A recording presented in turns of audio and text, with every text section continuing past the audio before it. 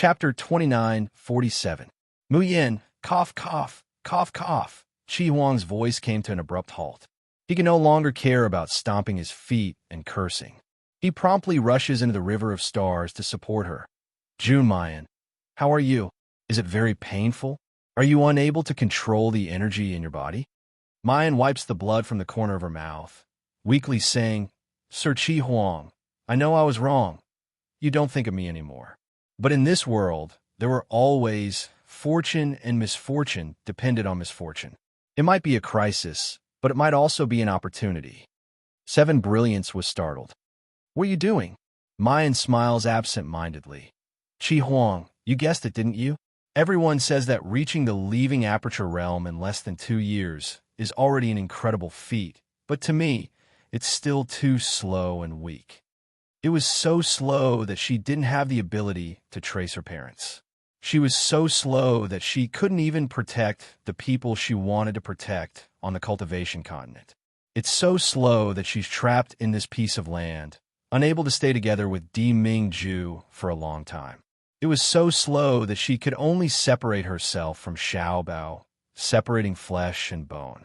She did not want to spoil things through excessive enthusiasm, nor did she want to bite off more than she could chew. But now that the opportunity was right in front of her, she was unwilling to give it up no matter what. Therefore, I'm going to convert these 3 energies into my own. I want to break through to the tribulation stage. Qi Huang, are you crazy? June Mayan, have you forgotten that you have just broken through to the leaving aperture stage and your primordial spirit is not stable yet? Trying to break through to the tribulation stage now. Isn't that courting death? The energy in his body suddenly collided. A sharp pain hits, and Mayan spits out a mouthful of blood. She brushed away Qi Huang's hand and raised her head to reveal a disdainful smile. So what if I'm courting death? Since I've chosen to walk on the path of cultivation, I've been prepared to walk on the edge of a blade. What others can't do doesn't necessarily mean that I, June Mayan, can't do it.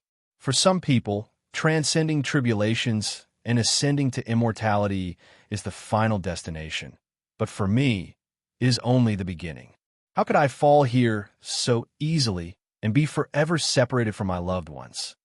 These words are more than just self-confidence. If it came from someone else's mouth, it would really be called arrogant.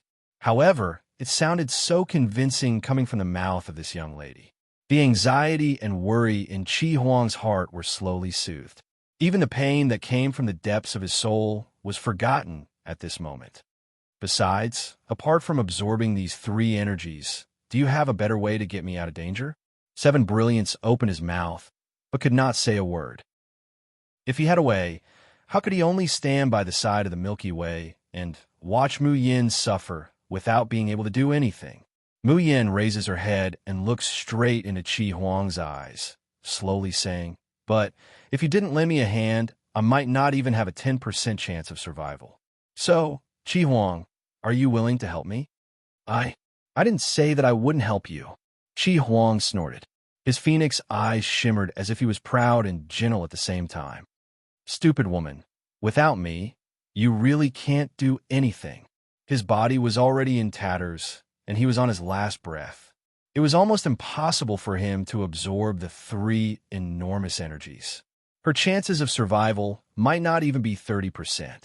Mu Yin looked down at the ring on her finger and gently stroked it, her expression gentle and reluctant.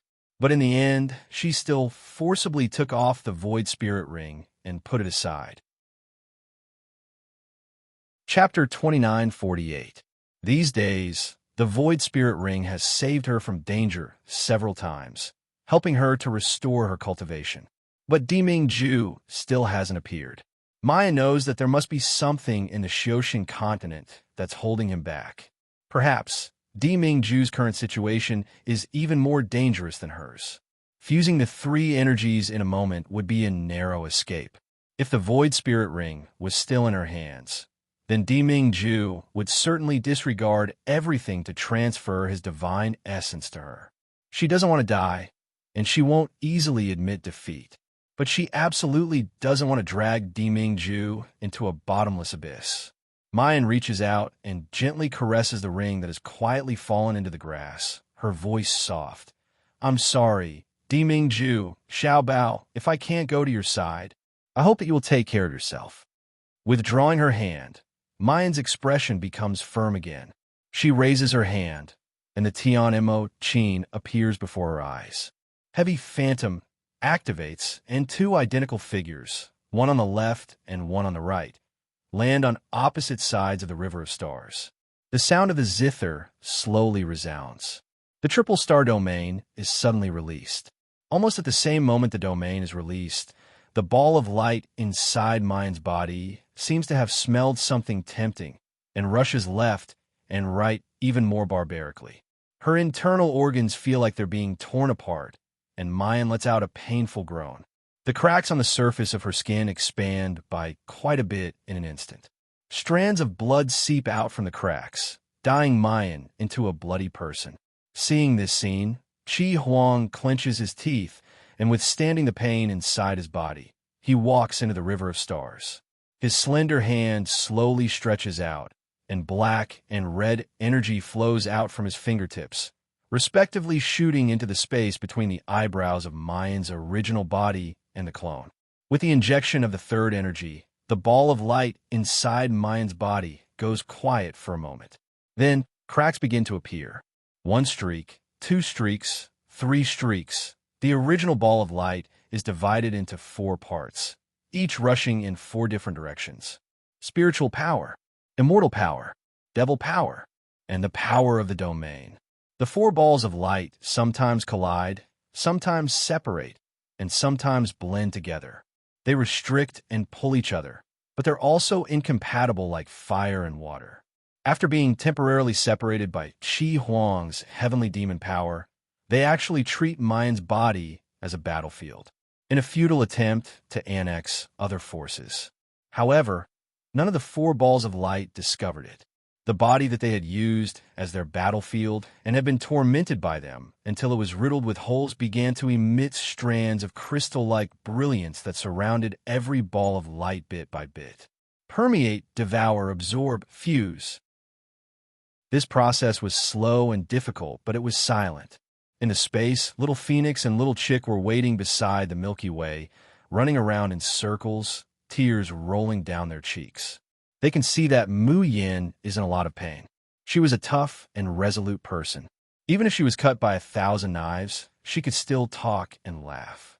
But at this time, she couldn't stop her tears mixed with blood from flowing. Although he was sitting cross-legged, his skin was riddled with cracks, and every vein was bulging. Every inch of his skin was soaked in a pool of blood, and it was almost twisted. Even if the entire space of the Tian Mo Qin is completely silent, not even the slightest sound can be heard. But one can also know what kind of hellish torture Mu Yin is enduring. Moreover, it's not only Mu Yin who's suffering, but also Qi Huang. His red robe had become lighter and lighter. The slender hands stretched out in the air have become translucent, as if they would dissipate at any time.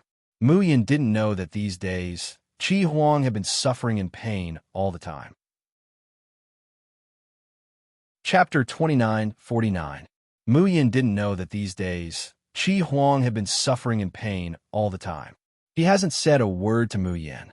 At this very moment, these two people are gambling with their lives. The difference is that Mu Yin is gambling with her life for a turning point, betting on her ability to protect her loved ones. And Qi Huang wants to protect the girl in front of him at all costs. That's all. Huang Wang, beautiful sister, and the great devil will be fine, right? Good Gigi. Little Inghua lies on the edge of the Milky Way, his round eyes wide open, holding a tear in them, but not blinking. Mom, it'll be fine. Definitely.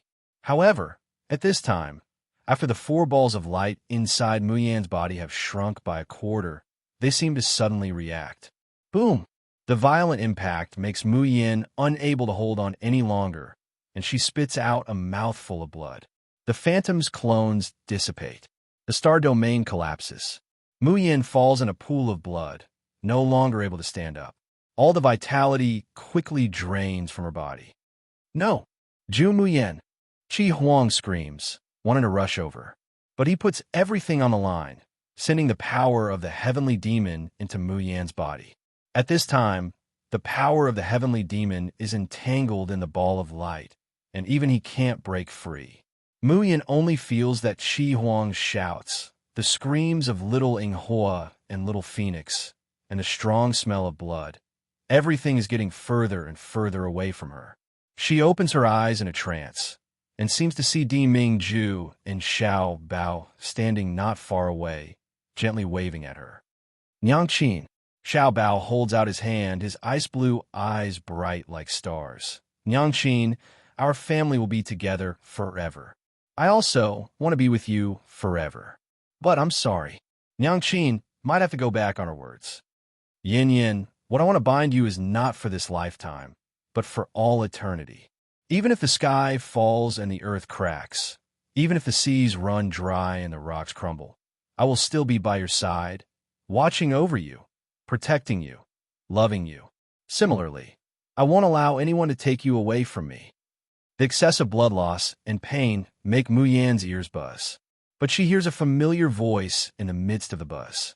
It was deep, dull, and distant, but it struck her soul again and again like a clap of thunder. Di Mingju, I can't bear to part with you. I really want to see you and Xiaobao again. Buzz. The ethereal spirit ring, which was not far from her, shook violently. Suddenly, it flew over and landed on her ring finger. Xiaoxing continent. Ah, what the hell was that? It was too disgusting. Is this a zombie? Is this the fantasy version of Resident Evil? The Bixia sword was fleeing from the dozens of poltergeist ghosts.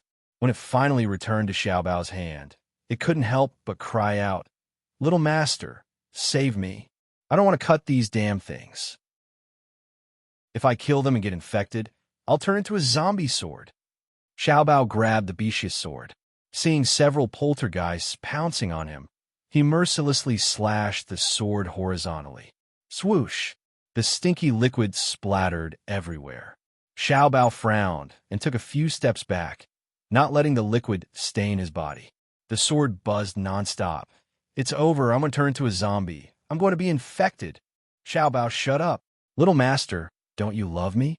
I'm an upright and virtuous youth, a handsome young man with a bright sword aura. How could I kill zombies so bloodily and brutally?" Chapter 2950. Xiaobao swung his sword again and said coldly, "Make any more noise, and I'll stab it into the mouth of the poltergeist ghost." The buzzing stopped. Bai Xie didn't dare to speak anymore and obediently killed the poltergeist ghosts. The fat rabbit looked at the sword in disdain. Its body suddenly enlarged, and with a howl, swallowed 3 poltergeist ghosts. But soon, its face twisted, showing an expression as if it had swallowed feces. So disgusting. Even worse than the food cooked by the female devil. While the 3 little ones were fighting fiercely, the people of the Falling Moon tribe and the Ghost Killer tribe were dumbfounded. Young Master hasn't reached Golden Immortal Realm yet? But why can his sword kill poltergeist ghosts? Why is his spirit pet rabbit fine after eating poltergeist ghosts? One had to know that even the lowest level poltergeist ghosts were almost inexhaustible. Unless you kill them all in one go, or burn them with divine power, they will resurrect infinitely. But these principles that everyone in the Xiaoxing continent is familiar with seem to be ineffective in front of young master. What kind of treasure is that sword? What kind of god is that rabbit? Why can it really kill poltergeist ghosts without divine power? Defeating armies killed the poltergeist ghost next to him and looked at the beautiful little boy not far away. His eyes, which had always been cold and stern, revealed a gentle light of praise. He killed all the poltergeist ghosts around him, then quickly walked to Xiaobao, bowed and said, "Young master, there are more and more poltergeist ghosts gathering here. It's not safe anymore. Let's quickly go to the polar domain and meet up with Lord." Xiaobao nodded. He could feel that these poltergeist ghosts are very dangerous, and there are so many of them. No matter how hard he killed, he couldn't kill them all. He was worried about his father's safety and wanted to see him as soon as possible. Xiaobao swung his Bixia sword and jumped up. The fat rabbit also swayed its head, endured the nausea, and jumped into Xiaobao's arms. Poltergeist ghosts can't fly, but they can jump very high. And now that the barrier is broken, poltergeist ghosts would fall from the cracks in the sky. Flying too high wasn't necessarily safe, but Bishia's sword is too fast, and the angle of its flight is very tricky. Therefore, even if countless poltergeist ghosts rushed over, even if this noisy sword spirit kept shouting, it would always narrowly avoid the attacks of all the poltergeist ghosts. Occasionally, a poltergeist ghost would pounce on it, but it would be swallowed by the fat rabbit. But to those poltergeist ghosts, Xiaobao seemed to be far more attractive than others. They obviously couldn't catch up to it, but they screamed and fought to be the first to leap onto the Bishia's sword. It was also because Xiaobao had attracted the attention of the poltergeist ghosts that the people of the Falling Moon tribe and the Ghost Killer tribe, who were following behind them, became extremely relaxed. This was the first time they had been surrounded by the poltergeist ghosts, yet there were no casualties at all. Looking at the tiny figure on the flying sword in front of them, the eyes of the people of the Falling Moon tribe and the Ghost Killer tribe shone with blazing admiration. Even they themselves didn't realize that this kind of light is exactly the same as when they looked at Di Mingju. However, at this moment, a loud bang came from the front. A huge blood-red figure stood in front of the Bishia's sword. A pair of pure black eyes without the scara slowly turned and landed on Xiaobao. There seemed to be a greedy light burning inside. Defeating Armies' expression changed. It's a Type 3 giant poltergeist. Young master, be careful. In the past, when the barrier loosened, only Rank 1 and Rank 2 small poltergeist ghosts could come to the Xioshan continent. Thousands of years had passed, and it had always been so. Chapter 2951. Many people who had just been born or ascended to the Xioshan continent even thought that the poltergeist ghosts only had one form. Even defeating armies had almost forgotten about it. However, thousands of years ago, tens of thousands of years ago, countless giant poltergeist ghosts came to the world. That was the real end of the world, the real hell. The Bishia's sword quickly stopped flying and wanted to retreat. But the giant poltergeist opposite raised his hand. The skin all over his body seemed to be mixed with pus, blood, and minced meat. When he raised his hand, the pustules on his palm could be seen. However, this disgusting palm suddenly released a powerful suction force. The Bishia's sword, together with Xiaobao and the fat rabbit, was sucked over. Little master, defeating armies, roared hoarsely. His whole body and the saber in his hand merged into one. Spinning rapidly, he turned into saber energy and rushed towards the giant poltergeist ghost. "Hello!" The fat rabbit shouted anxiously and quickly enlarged its body, trying to block Xiaobao. But this giant poltergeist ghost seemed to be much smarter than ordinary low-level poltergeist ghosts. It knew that defeating armies was not easy to deal with, and the fat rabbit was not delicious. So the moment defeating armies rushed over, it suddenly sidestepped. It made a strange sound. In an instant, countless low-level poltergeist ghosts rushed over from all directions. They surrounded defeating armies and the people of Falling Moon tribe and Ghost Killer tribe. Defeating armies was burning with anxiety, his eyes full of ferocity. The long saber in his hand swept like a gust of wind, not caring whether the poisoned blood on the poltergeist ghost would splash on his body. Junshang ordered them to protect the little master, so he must protect him. What's more, the little master might be. However, when the dense crowd of low-level poltergeist ghosts was temporarily killed, defeating armies found that both the giant poltergeist ghost and the little master were gone. Only the fat rabbit fell to the ground, unconscious.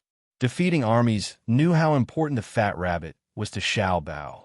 He quickly asked someone to pick it up and check, but found that there was no injury on the fat rabbit's body. It was just that the accumulated energy in its body was unable to be digested, so it fell into a coma. The one who examined the fat rabbit was a doctor from Falling Moon tribe.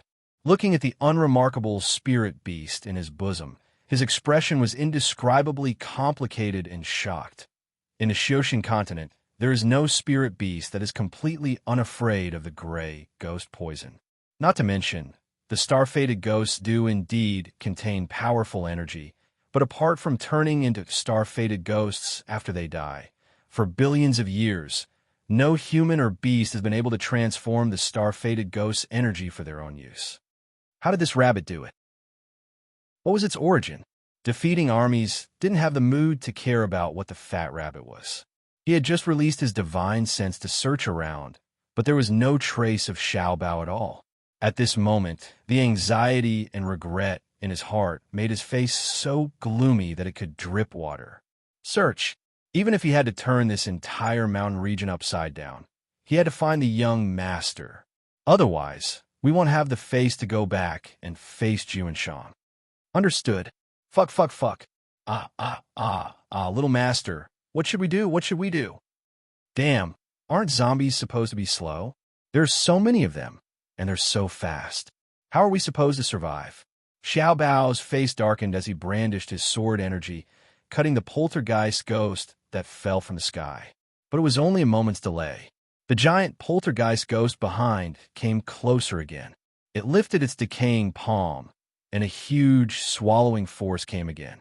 It made the evil warding sword vibrate, unable to move forward quickly. Chapter 2952. 1 second. Remember LoveNet to provide you with exciting reading. Little Treasure gathered his immortal energy and poured it into the evil warding sword. However, his cultivation was too low. He had already used up most of the divine qi in his Guan Yuan after running all the way. At this moment, he disregarded everything and overdrew his immortal power. Suddenly, he felt a burning pain in his body. His face was pale, and his body was on the verge of collapsing. Bai Xie sensed the change in Xiao Bao and immediately stopped fooling around. He shouted anxiously, "Little master, are you all right?" At this moment, the giant poltergeist seemed to have sensed their weakness. It let out a strange cry, and its speed suddenly increased by several times. At the same time, they raised their huge palms and made a grabbing motion in Xiao Bao's direction. Swish! Xiao Bao had no control over his body. His small body was pulled into the air by a huge force and quickly crashed into the palm of the giant poltergeist. Young master, the Bixia sword let out an angry roar and turned into a beam of light that shot towards the poltergeist ghost. But all of this was a step too late. In the blink of an eye, Xiao Bao had already arrived in front of the giant poltergeist. A strong stench wafted out from the open palm. The murky liquid dripped down, and a drop splashed on Xiao Bao's face. No matter how calm and collected little Bao was, his entire body stiffened at this moment. His face was pale, and his mind was filled with panic and helplessness from the impending death. "Daddy, Mommy," he muttered in his heart and closed his eyes in despair. But at this moment, his body was grabbed by something, and he was lifted into the air. There was no stinky liquid splashing on his body, and there was no pain of being eaten. There was only a strange but warm embrace. Xiao Bao cautiously opened his eyes and saw an unfamiliar face. He was thin, charming, handsome, and emanated a ghastly, baleful aura that caused others to shrink back at the sight of him. Xiao Bao stared blankly at the face that was so close to him, as if he hadn't realized that he was already out of danger. Suddenly, he seemed to have thought of something and turned his head to look. He saw the giant poltergeist that had terrified him and made him feel powerless. At this moment, it fell to the ground like a pile of mud, gradually turning into blood and evaporating. The Bixia sword wobbled as it flew to Xiao Bao and crashed into his bosom.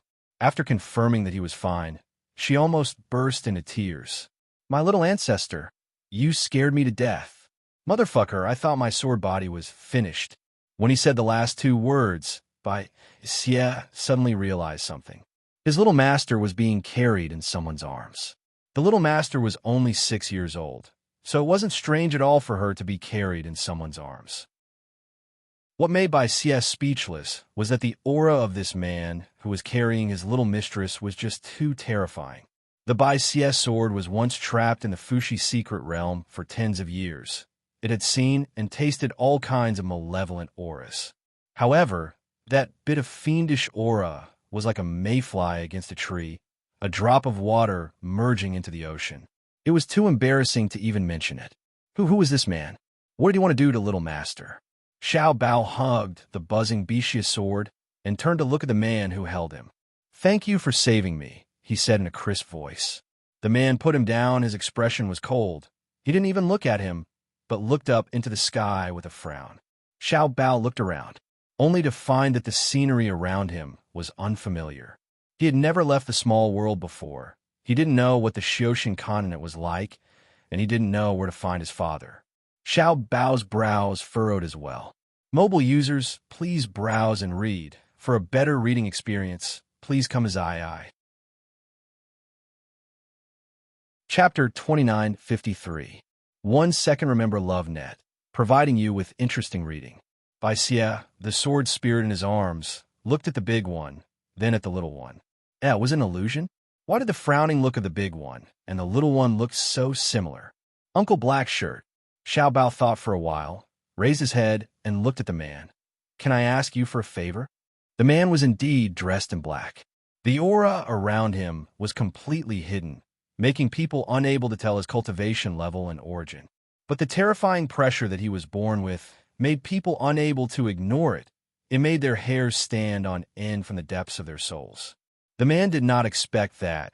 Not only was a little child not afraid of him, but also dared to ask him for a favor. He couldn't help but smile. "Ask me for a favor?" The man's expression was sinister, but his voice was deep and magnetic. But this melodious voice made by Xia shiver uncontrollably. Xiao Bao blinked his big blue eyes, nodded and said, "I'm lost. I can't find my father. Uncle Blackshirt, can you bring me to the polar domain? I want to find my father." "Polar domain?" The man raised his eyebrows. "What's your father's name?" Xiao Bao blinked his big eyes again. Father is father. Xiao Bao is only father. He was not stupid enough to reveal his father's identity in a strange place in front of a stranger. Although she thought so, she still maintained a cold and adorable look on her face. He stepped forward and grabbed the man's clothes. "Uncle Blackshirt, can you help Xiao Bao? When I find my father, Xiao Bao will definitely repay you." For some reason, although the pressure around this man was high and mighty, gloomy and ruthless, Xiao Bao was not afraid of him at all. However, for some reason, Xiao Bao wasn't afraid of him at all. In fact, he even seemed to be a little close to him. The man frowned and was about to push him away. His action of saving Xiao Bao was already strange enough. He had always hated children. Now, he still wanted his help to find someone, or go to the polar domain to find someone. What a fool's dream. But just as he raised his hand, he saw a pair of ice-blue eyes, clear and moving like crystals, with a hint of dependence on him. The delicate and beautiful little face was cold and indifferent. He could vaguely see a distant and familiar shadow. The man's mind went blank for a moment. When he came back to his senses, he had already picked up Xiao Bao. Not long after, a group of people rushed over after sensing the aura. They saw the little doll in the black-clothed man's arms. He almost stumbled and fell to the ground. Even his voice was trembling. "Greetings, Demon Lord. Demon Lord, the road to the Nether Realm has been opened. Should we depart now?" While reporting, they kept glancing at the little boy in the arms of the Honor Demon. She was so beautiful. It was as if he was transformed from a child in front of the Buddha. But no matter how beautiful she was, she couldn't be so audacious. How dare she let the demon sovereign hug her? Wasn't he afraid that the Demon Lord would be unhappy and break his fair and tender arm? However, to their surprise, he could feel Xiao Bao's arms around his neck and his head resting on his shoulder. Xiao Bao was in a daze. Not only did the Honor Demon not get angry, he even took out a cloak and covered the little baby. Bai Xie was so impressed by his young master that he wanted to prostrate himself before him. As expected, there was no big boss in the world that his little master couldn't handle by acting cute. If acting cute once wasn't enough, he would do it twice. He guaranteed that even the most cold-hearted person would be subdued by him. Mobile users, please browse and read. For a better reading experience, please visit the website. Chapter 2954. 1 Second to Remember LoveNet, providing you with wonderful reading. After covering Xiao Bao with the cloak, Jun Shirtian coldly said, "Go to the polar domain." What? Aren't we going to the nether domain to investigate the reason for the barrier breaking? How did it become the polar domain? Because of the princess marriage, we are irreconcilable with the polar domain. Cough, cough, cough. It's not good to go to the polar domain right now. Jun Shirtan narrowed his eyes, looked at the people kneeling below, and slowly said, "Are you the demon lord, or am I the demon lord? How about I let you sit in this position? This subordinate doesn't dare. Go to the polar domain. Let's go to the polar domain immediately." As they spoke, they transformed into a completely black flying boat. They took out all kinds of magic armors and weapons, armed themselves to the teeth, and worriedly stepped onto the flying boat. Jun Shirtian didn't wait for them to transform into the flying boat, and already disappeared with Xiao Bao. Looking at the demon lord speeding towards the polar domain imperial palace, the demon soldiers and demon generals panicked in their hearts. "Demon lord, don't tell me you don't know that the polar domain is our sworn enemy? Most importantly, the polar domain's king, Di Mingju, is currently the only immortal emperor in the three realms. You can't beat him. If we recklessly rush in, isn't that courting death?" Just that, not long after Jun Shirtian flew out, the little baby sleeping on his shoulder suddenly stood up. "Mother!" Jun Shirtian jumped in fright, stopped, and looked at the person in his arms. He saw the little baby's body trembling, his eyes filled with fear and worry. Jun Shirtian frowned. "What's wrong? Mother is in danger." Xiao Bao can feel that mother is in great pain. Xiao Bao forced himself not to break down and cry. Tears rolled down uncontrollably from his ice-blue eyes, big drops rolling down. But it's this kind of suppressed sadness and sensibility that doesn't match his age that makes people feel even more distressed. Jun Shirtian has never coaxed a child before, and can only say in a stiff tone, "What's wrong with your mother?" Xiao Bao shook his head. Xiao Bao doesn't know, but every time mother is in danger, Xiao Bao can feel it. This is the true bond between mother and son. Jun Shirtian, shall I bring you to find your mother? I can't find her. Xiao Bao choked with sobs.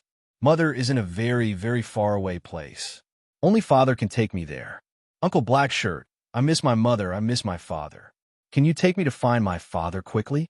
Jun Shirtian was about to reply. Suddenly, an earth-shattering boom came from the southwest.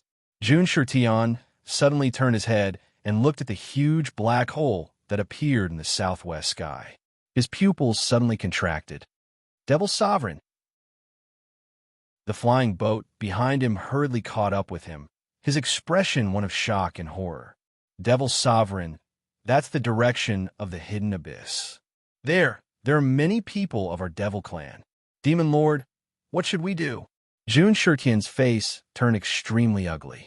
Only he knew that it wasn't just the barrier above the hidden abyss that had collapsed. It was a calamity that would destroy the entire Xioshin continent.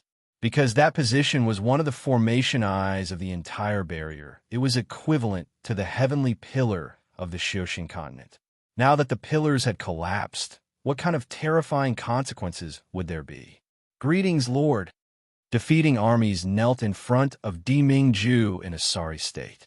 His voice was hoarse, and he couldn't raise his head for a long time. Lord, please punish this subordinate. This subordinate was careless and lost the little master.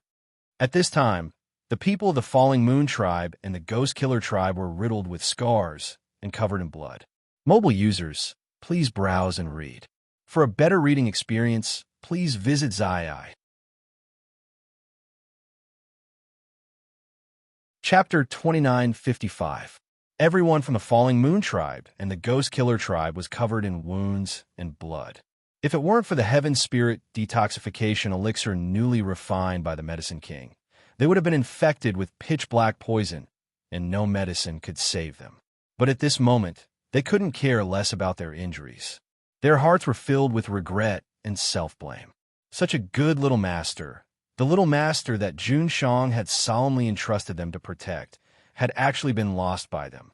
Di Mingju's complexion is somewhat pale, his fingers unconsciously turning the ring on his finger. When he heard that Xiao Bao had gone missing while hiding from the giant poltergeist, he frowned deeply. "Don't worry, Lord," Elder Chong quickly said in a low voice. "You and Little Master have signed the Blood Knot Totem. If Little Master is really in trouble, you will definitely be able to sense it." Although these words were just comforting words, everyone could not help but heave a sigh of relief. Although they were still worried, at least they knew that their young master was still alive. Elder Chong forgets about the densely packed poltergeist ghosts in the distance, but they don't dare to approach out of fear of Di Mingju's breath. He sighs softly. It's clearly not time yet. How could the enchantment suddenly collapse? Nowadays, the Xiaoxin continent is being ravaged by the poltergeist ghosts. Little Master has also gone missing. This is really not a good sign. Di Mingju narrowed his eyes and looked in the direction of the nether domain. He sneered. Why did the enchantment suddenly collapse? Perhaps we should go ask Yin Wuji. Pujuan, where did Xiao Bao go missing? What happened before he went missing? Tell me everything clearly. Yes, my lord. Defeating armies immediately roused his spirits and was about to narrate in detail. All of a sudden, the ring on Di Ming's finger glowed and then dimmed completely. His face turned completely pale in an instant. His whole body seemed to be frozen as he stood there in a daze. Lord, what's wrong? Boom! Di Mingju fiercely slaps a rock next to him. The boulder that was as large as a small mountain instantly shattered into fine powder, flying towards the group of nightmare ghosts not far away. The broken rocks contained a powerful divine power, scaring the poltergeist ghosts away. Jumayan, you dare! How dare you take off the void spirit ring? How dare you leave me? Jun Shang? Did something happen to Miss June? Di Mingju takes a deep breath. I'll make a trip to the Xiaoxin continent. My primordial spirit avatar will stay here. Separating his essence soul avatar at this time was equivalent to greatly weakening his strength in a short period of time. Not to mention that Di Mingju had been continuously transferring divine essence to Mu Yin through the void spirit ring. Now that the nightmare ghost was wreaking havoc and the barrier was collapsing, it was tantamount to seeking one's own death. Elder Chong, Ying Mei, and the others wanted to persuade him. But seeing Di Mingju's crimson eyes and the uncontrollable berserk aura around him, he swallows back the words that are at the tip of his tongue. Only they know how important Miss June is to Jun Shang. If Miss June dies, I'm afraid Jun Shang won't be able to survive alone. At this moment, the Xiaoxin continent is in a precarious situation, and the polar domain is in grave danger. If Miss June didn't fall into a truly desperate situation, how could Jun Shang disregard everything and send an avatar there? How could this be? Why is everything happening at the same time? The poltergeist ghosts are wreaking havoc. Little Master is missing. Miss June is in imminent danger. Villainous heavens, are you deliberately not letting our Jun Shang have an easy time? Hani grits his teeth and viciously curses. As if in response to his words, a loud rumble comes from the southwest direction. Chapter 29:56. The heavens shook and the earth trembled. Anguished wails filled the air as bloody light soared into the sky. Di Mingju abruptly turns his head to look at the huge hole in the sky, and his pupils suddenly contract. Countless poltergeist ghosts, big ones, small ones, fell down from the hole. The vampire's blood-red skin dyed the sky red. Strange and excited howls filled the entire world. For a moment, the entire Xiaoxin continent seemed to have turned into an apocalyptic land. Elder Chong staggered and almost fell to the ground. How could this be? How could this be? With the collapse of the heavenly pillar, is the heavens really going to destroy all living beings in the three realms? That's above the hidden abyss, Ying Mei said in a trembling voice. But it's also adjacent to the polar domain. There are also several sects and aristocratic families there. Elder Chong suddenly pushed away the person who was supporting him and said sternly, "Everyone, Return to the polar domain immediately and activate the Great Heavenly Demon Formation. Pass down the order. All citizens of the polar domain are to retreat in the direction of the Imperial Palace. Han Yi, Ing Mei, Star Wolf, and defeating armies simultaneously look at Elder Chong, revealing expressions of disbelief. Elder Chong? You mean? Elder Chong looks towards Di Mingju. Even though there are aristocratic families and sects next to the hidden abyss, they're just like grass on top of a wall, a small force that tries to curry favor with the three parties. They can't be considered as subordinates of my polar domain. Now that the sky pillar has just collapsed, there will definitely be a large number of high-level poltergeist ghosts descending. The area around the hidden abyss is the most dangerous. Lord, aren't you going to the Xiojin continent to look for Miss June? All of us from the polar domain will retreat to the Imperial City and wait for your return. I'll personally send someone to look for the young master. Hearing Elder Chang's words, Han Yi, Xing Lang, and the others also repeatedly nod their heads. Lord, in order to transfer divine essence to Miss June, your current cultivation is less than 70% of what it used to be. If he went to the hidden abyss, he would most likely encounter danger. We might as well go to the cultivation continent to save Miss June. Yeah, Miss June is on the verge of death. Even if you stay here, you will not be able to rest easy. We swear that we will definitely find Little Master, defend the polar domain, and wait for your return. At that time, the most dangerous time will have passed. You can recover your strength and come back to clean up the mess. The Xiojin continent will regain its peace. Di Mingju closes his eyes, tightly clutching the void spirit ring on the ring finger of his left hand. After a long time, he opened his eyes and said, "To the hidden abyss, Jun Shang." His icy blue eyes swept across everyone present and finally landed on Elder Chong. Bin Jun was first the Di Jun of the polar domain, then Di Mingju. Because of danger, because of personal feelings, to give up the lives of millions of people. Even if we save Mayan, she will not be happy. The man's voice was deep and hoarse, yet resolute. Gather all the golden immortals and above in the polar domain. Head to the hidden abyss and kill the poltergeist and the sky-mending pillar. Elder Chong stares at Di Mingju in a daze. It's as if the image of that little boy from thousands of years ago appears before his eyes. Time flew by, and the blue seas turned into mulberry fields. His little monarch had grown up into such an outstanding monarch. Does Di Mingju not want to go to the Xiojin continent? Does he not want to go to Jumayan's side? Of course he wanted to. He was thinking like a madman. However, he was the only immortal emperor in the entire Xiojin continent. He was the only one who could enter the crack to repair the collapse of the heavenly pillar.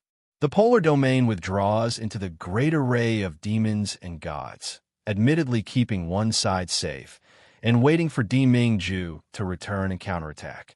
But what about the other creatures on the Xiojin continent? Even if those people don't belong to the polar domain, even if those are from the demon race, even if they are from the demon race. Chapter 29:57. But they were all on the same piece of land. Could it be that they could only watch helplessly as these creatures died under the claws and teeth of the poltergeist ghosts? Di Mingju chooses to stay, but what he gives up is his own feelings. On his back was the life and death of the entire Xiojin continent, as well as his responsibility as the strongest cultivator. Elder Chang's heart was filled with pride and heartache. In the end, he held back his tears and bowed. "I will obey the Lord's orders." Han Yi, Ing Mei, Star Wolf, and defeating armies simultaneously kneel down, their voices choked with emotion. "We solemnly obey Jun Shang's orders." Their Jun Shang is the best Jun Shang in the whole world. The luckiest thing that has ever happened to them in this life is to be able to follow at Di Mingju's side and become a member of the polar domain. All the polar domain immortals present knelt down and shouted in unison, "I will obey Jun Shang's orders." Di Mingju doesn't let them get up. Instead, his figure flashes and he disappears from where he stood. After reaching the immortal Emperor realm, his speed was already much faster than ordinary flying swords and flying treasures. Elder Chong, Pujuan, and the rest couldn't catch up even if they wanted to. Therefore, no one sees that the moment Deming Ju turns around, his complexion is deathly white, and he suddenly spits out a mouthful of blood. As for the ring on his finger, it turned from its original gray color to light up again. June Mayan, have you forgotten what I said? From a moment you agreed to marry me, you already had no way out. She will be my wife for a day, and she will be my wife for all eternity. If the world really doesn't give us a way out, then just wait and see. Wait for me to live in the same quilt with you and die in the same hole with you. It doesn't matter if it's a god, a demon, or an apocalyptic calamity. No one can separate us. Xiojin continent, Tian, Mo Chin space. The void spirit ring shook violently. Then, it suddenly flew over by itself and landed on Mu Yan's ring finger. In a trance, she felt a pair of hands picking her up and pulling her into a warm embrace. Rich spirit energy, accompanied by endless divine essence, poured into her body, injecting her already dried-up body with exuberant vitality. If the heavens really don't give us a way out, then just you wait. Wait for me to live in the same quilt with you and die in the same hole with you. It doesn't matter if it's a god, a demon, or an apocalyptic calamity. No one can separate us. Mu Yan abruptly sits up from the ground and looks around. But it was empty. Not even a shadow of a person could be seen. However, the void spirit ring, which she had just taken off, was still on her left hand. It was Deming Ju. He had saved her once again. However, he had already taken off the void spirit ring. What kind of price would he have to pay to put the ethereal spirit ring back on her from thousands of miles away? What if he transferred the divine essence that was equivalent to his life to him? And the phrase, if the heavens really don't give us a way out, was it her illusion or reality? Is Deming Ju also in danger? No, he must be in danger. That was why he couldn't make it in time, and that was why he said those despairing words. Oh, after the 4 balls of light in his body recovered, they began to wreak havoc again. The intense pain caused Mayan's face to contort as she let out a painful groan. Beautiful sister, you're awake. Sob, sob, sob, I thought you. Chapter 2958. Chi Huang grits his teeth and fiercely says, "Shut up. You useless woman. You only know how to talk big. In the end, can you do it or not? Still want to continue?" Mayan's hand slowly presses on the ring in her hand. She closes her eyes, and when she opens them again, there's a resolute look in her eyes. Again, this time, I will never fail. For Chi Huang, for the Xiaoyao sect, for all the people who follow and believe in her. For Xiao Bao, and for the man who wants to protect her at all costs, even when he's in danger. This time, she will never lose again. The sound of the zither resounds, heavy phantom, starfield, activating once again. Chi Huang grits his teeth and unreservedly sends the demonic power into Mayan's body. The void spirit ring on Mayan's finger shines with a sparkling light from time to time. Bit by bit, it's devoured and worn down. The 4 balls of light in Mayan's body are getting smaller and smaller. On the contrary, Mayan's whole body begins to linger with a layer of faint radiance. However, at this moment, the 4 balls of light that have shrunk several times seem to feel some kind of crisis. They recklessly collide with each other, vainly trying to fuse back into one. Once they fuse, they won't be able to absorb them one by one, and everything they've done before will be in vain. Chi Huang's eyes are crimson, and he tightly clenches his teeth. The temporary separation of the 4 kinds of energy can only rely on his demonic power. June Mayan has never really begged him. This is the first time he can help her. The first time he can really protect her. Protect the only human being in this world that he cares about. How can he not do it? How can he watch June Mayan die with his eyes wide open? If what you said is true. Chi Huang looks up at the horizon, looking through the endless chaotic sky of the Tian and Mo Chin, not knowing where he's looking. If in this world there's really half of my soul, then listen carefully to me. You useless thing, every time you only let this deity bear the pain for you. If you still have a little self-awareness as a half of this deity's soul, if you and I are of one mind, then lend me your power for the time being. This deity, I don't want to destroy the world. I don't want to retaliate against humanity. I don't want anything. I just want to protect this woman in front of me. Boom! A beam of light descends from the top of the Tian Emochin space, completely engulfing Chi Huang in the Milky Way and Mayan on the riverbank. The space shook violently, and a wind chime that had never been heard before rang out from the top of the central book tower. Hugging each other, Little Chick and Little Phoenix widened their eyes at the sight before them. After the chaotic tower left the divine elephant city and the god-refining precipice was broken, the Demon Extermination Alliance was established. The leader of the alliance was Jing Tianyi, the sect master of the Cleansing Joy Pavilion. The deputy alliance leader was North Placating Marquis Chu Xinyan. The demon-slaying hall was transformed from North Placating Marquis's Sumra Mustard Seed Treasure, the 100 Disaster City. It was temporarily located at the former site of the Dragon Ascension Academy in Divine Elephant City as the headquarters of the Demon Extermination Alliance. Following that, a large amount of spirit chi from the Purple Cloud Realm flowed into the Azure Realm, the Green Cloud Realm, and the Green Realm. The great clans and sects of the Ziyun realm hate this demoness to the bone. More and more people joined the demon-slaying alliance. Just the crossing tribulation cultivators alone, there are as many as a dozen.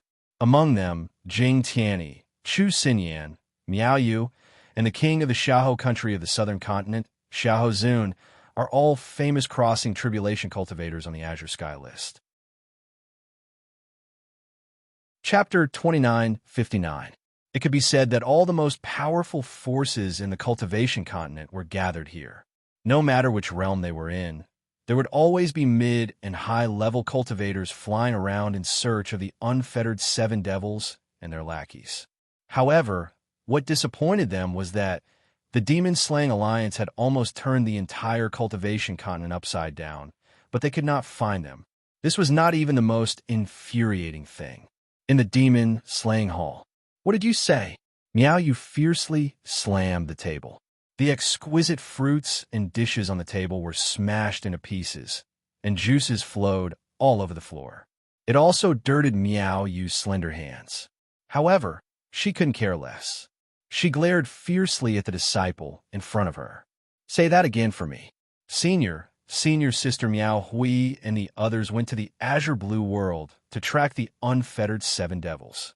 They were playing with the male cultivators when blazing wild blade, Lung Yuma, suddenly appeared and killed Senior Sister Miao Hui and the others. There were some things that this disciple did not dare to say. In the He sect, women were respected. Miao Yu's direct disciples were all ordinary-looking female cultivators with outstanding talent, and were good at sweet-talking to make him happy. Miao Hui was Miao Yu's granddaughter. Miao Yu had always valued his disciples, and he spent all his resources on them. All the male cultivators in the cultivation continent allowed them to play with and humiliate them. This time, Miao Yu had sent people to search for the unfettered seven devils. However, they had taken a fancy to a few male cultivators with outstanding looks in the Phoenix Sky Academy. They did not care if the people around them were willing or not. They captured them, drugged them, whipped them, and forced them to humiliate them. Blazing wild blade Lung Yuma appeared at this moment and slashed down without saying a word. Miao Hui and the others were having fun, but they did not even have time to pick up their magic treasures before they were killed. Miao Yu's face was distorted, and the anger in his eyes was about to burst out. Good, unfettered seven devils. Good, Lung Yuma. How dare you kill my most beloved disciple? I will definitely tear you into pieces. She suddenly turned around and looked at Jing Tianyi, who was sitting at the highest point. Alliance Master Jing, the unfettered seven devils are already so lawless.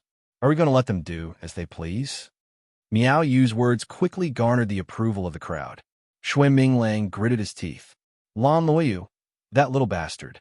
He actually destroyed the elixir that my Shui family had cultivated for hundreds of years. If I don't tear him into pieces, I won't be able to appease the hatred in my heart. Su Qianquan said. Ling Yuxing killed more than half of the people my shrouded heaven manor sent to search for him. Later on, this little bastard simply guarded the entrance of my shrouded heaven manor. As long as a disciple went out, he would disturb and kill him. Unfortunately, he was so fast that even I couldn't catch up to him. Now, everyone in the Shrouded Heaven Prefecture is in danger and doesn't dare to go out. How can we slay the demons? It's the same in my sect. These unfettered 7 devils are going to make us restless. My clan's industries have all been destroyed by those bastards. We have suffered heavy losses. Jing Tianyi's expression turned ugly as he listened to the curses of the people below. The reason for that was because the situation of the Cleansing Joy Pavilion was not much better than those people. It was as if, overnight, all sorts of announcements had appeared in every market in the northern continent. Some of them even came with photographic talismans. The contents were all about the truth about the unclean abyss and the blasphemers. If it was just 1 or 2 or a few words, given the Cleansing Joy Pavilion's ruling position in the northern continent, perhaps no one would believe it. Chapter 2960. But there were also photographic talismans of the villagers of Yuanwu village crying and crying as evidence. In addition, these announcements and photographic talismans seemed to be inexhaustible. More and more rumors were spreading, and they were spreading far and wide. The entire northern continent was suddenly in a state of panic. Originally, everyone was scrambling to pray to the gods, but now no one went there. Occasionally, some people would rush to the altar and yell at them to return their relatives who had become blasphemers. Mulu Pavilion, the Yun family, and the Ning family's unshakable position in the northern continent were now on the verge of collapse.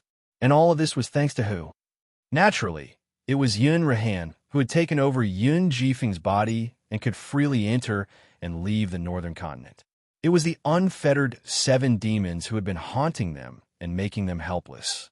Chu Xinyan looked at the scene before him and couldn't help but smile. He looked at Jing Tianyi with a faint smile on his face and said slowly, Alliance Master Jing, the unfettered 7 devils are just a few nascent soul cultivators, but they managed to play us, the clans, sects, and tribulation transcendence cultivators like us. If we don't take any measures, I think the demon-slaying alliance should just disband and avoid making a fool of itself. Jing Tianyi's face turned green and white. But Chu Xinyan was telling the truth. They had been played by the unfettered 7 demons for too long, and it was too humiliating and sullen. Unfortunately, these people were extremely cunning. They knew that they weren't strong enough to fight them head-on, so they didn't show up in front of them. Those who were targeted were all their weaknesses. The most frightening thing was that these 7 people were only nascent soul cultivators. His disciples had so many leaving body cultivators, but none of them could fight them. Even if they weren't the strongest, Junmayan, these 7 people could sweep away all cultivators below the tribulation passing stage by themselves. These 7 people from the unfettered sect were too terrifying. They were still young, only at the nascent soul and leaving body stages. But what if they were given a little more time to grow? Would there be anyone in the world who could be their match? If they were to escape this time, what would happen to those who would try to suppress them?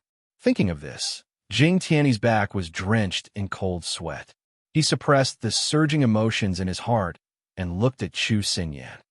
I wonder if Dingwa Marquis has any brilliant ideas? Chu Xinyan faintly sneered, and a fierce light appeared in his eyes.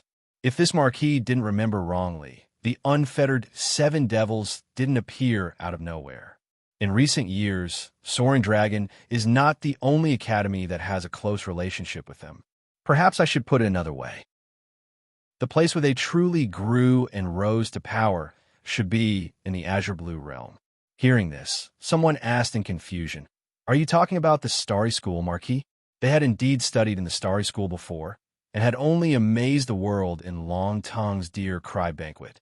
But what does this have to do with us dealing with the 7 devils? Chu Xinyan looked deeply at the person who asked the question.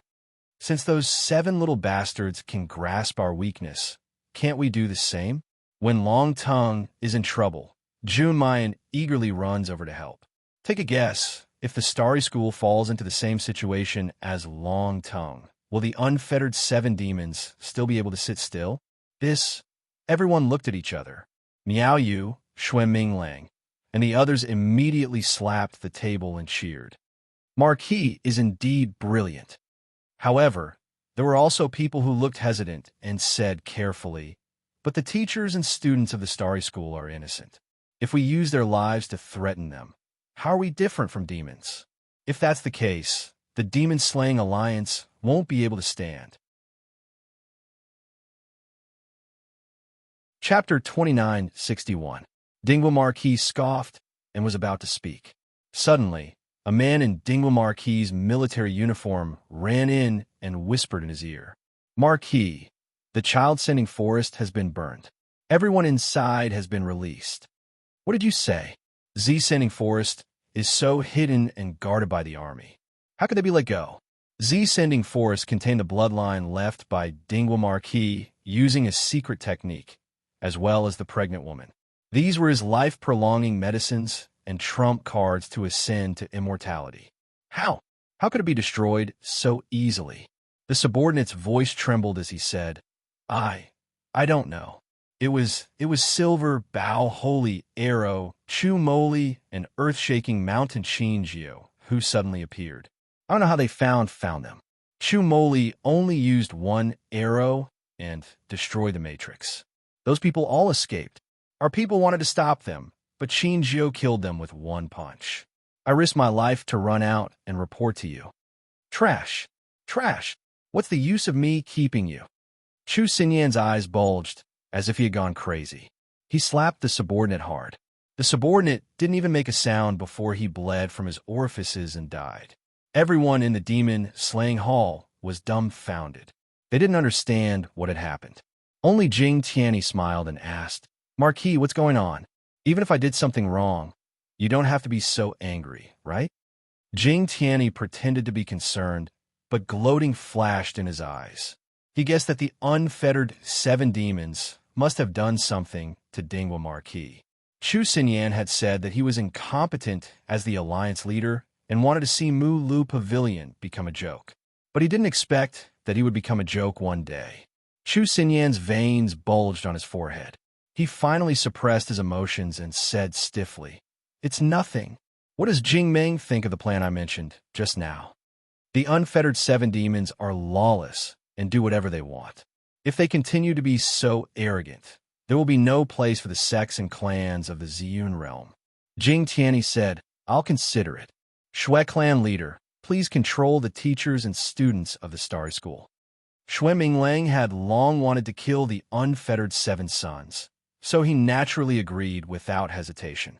Jing Tianyi continued, I heard that these 7 little demons are from the carefree sect of the Green Cloud World. Is there no one else in the carefree sect besides them? Emperor Xiahou Zun of the Xiahou Empire of the Southern Continent, who had been silent all this time, suddenly chuckled. I've personally investigated this. There were only 9 people in the carefree school. Apart from the 7 devils of the carefree school, there was also an old drunkard named Shurqing. We have already ordered our men to control him. As for the other one, I believe that everyone here should know his name. He paused for a moment before slowly saying, Cultivation Continent's #1 swordsman, Luo Yunxiao. Apart from Jing Tianyi, everyone gasped when they heard this name. Who was the most famous person in the cultivation world? There was no other candidate for this answer. It was the #1 swordsman, young Master Yunxiao. It was not only because of his looks that all female cultivators were crazy about, but also because of his swordsmanship. His abilities had reached the peak, and no one could reach him. However, Luo Yunxiao had always kept a low profile and did not easily fight with others. That was why his name was not on the Green Sky roll.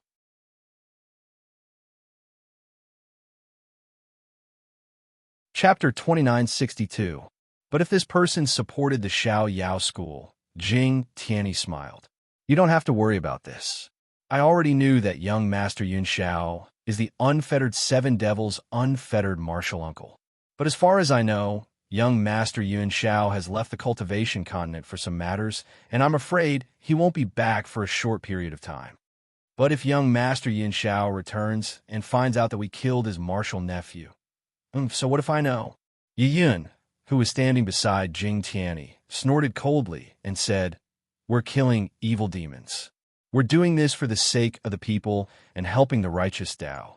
Young Master Yun Xiao has an illustrious reputation and is the role model of the swordsman of the righteous path.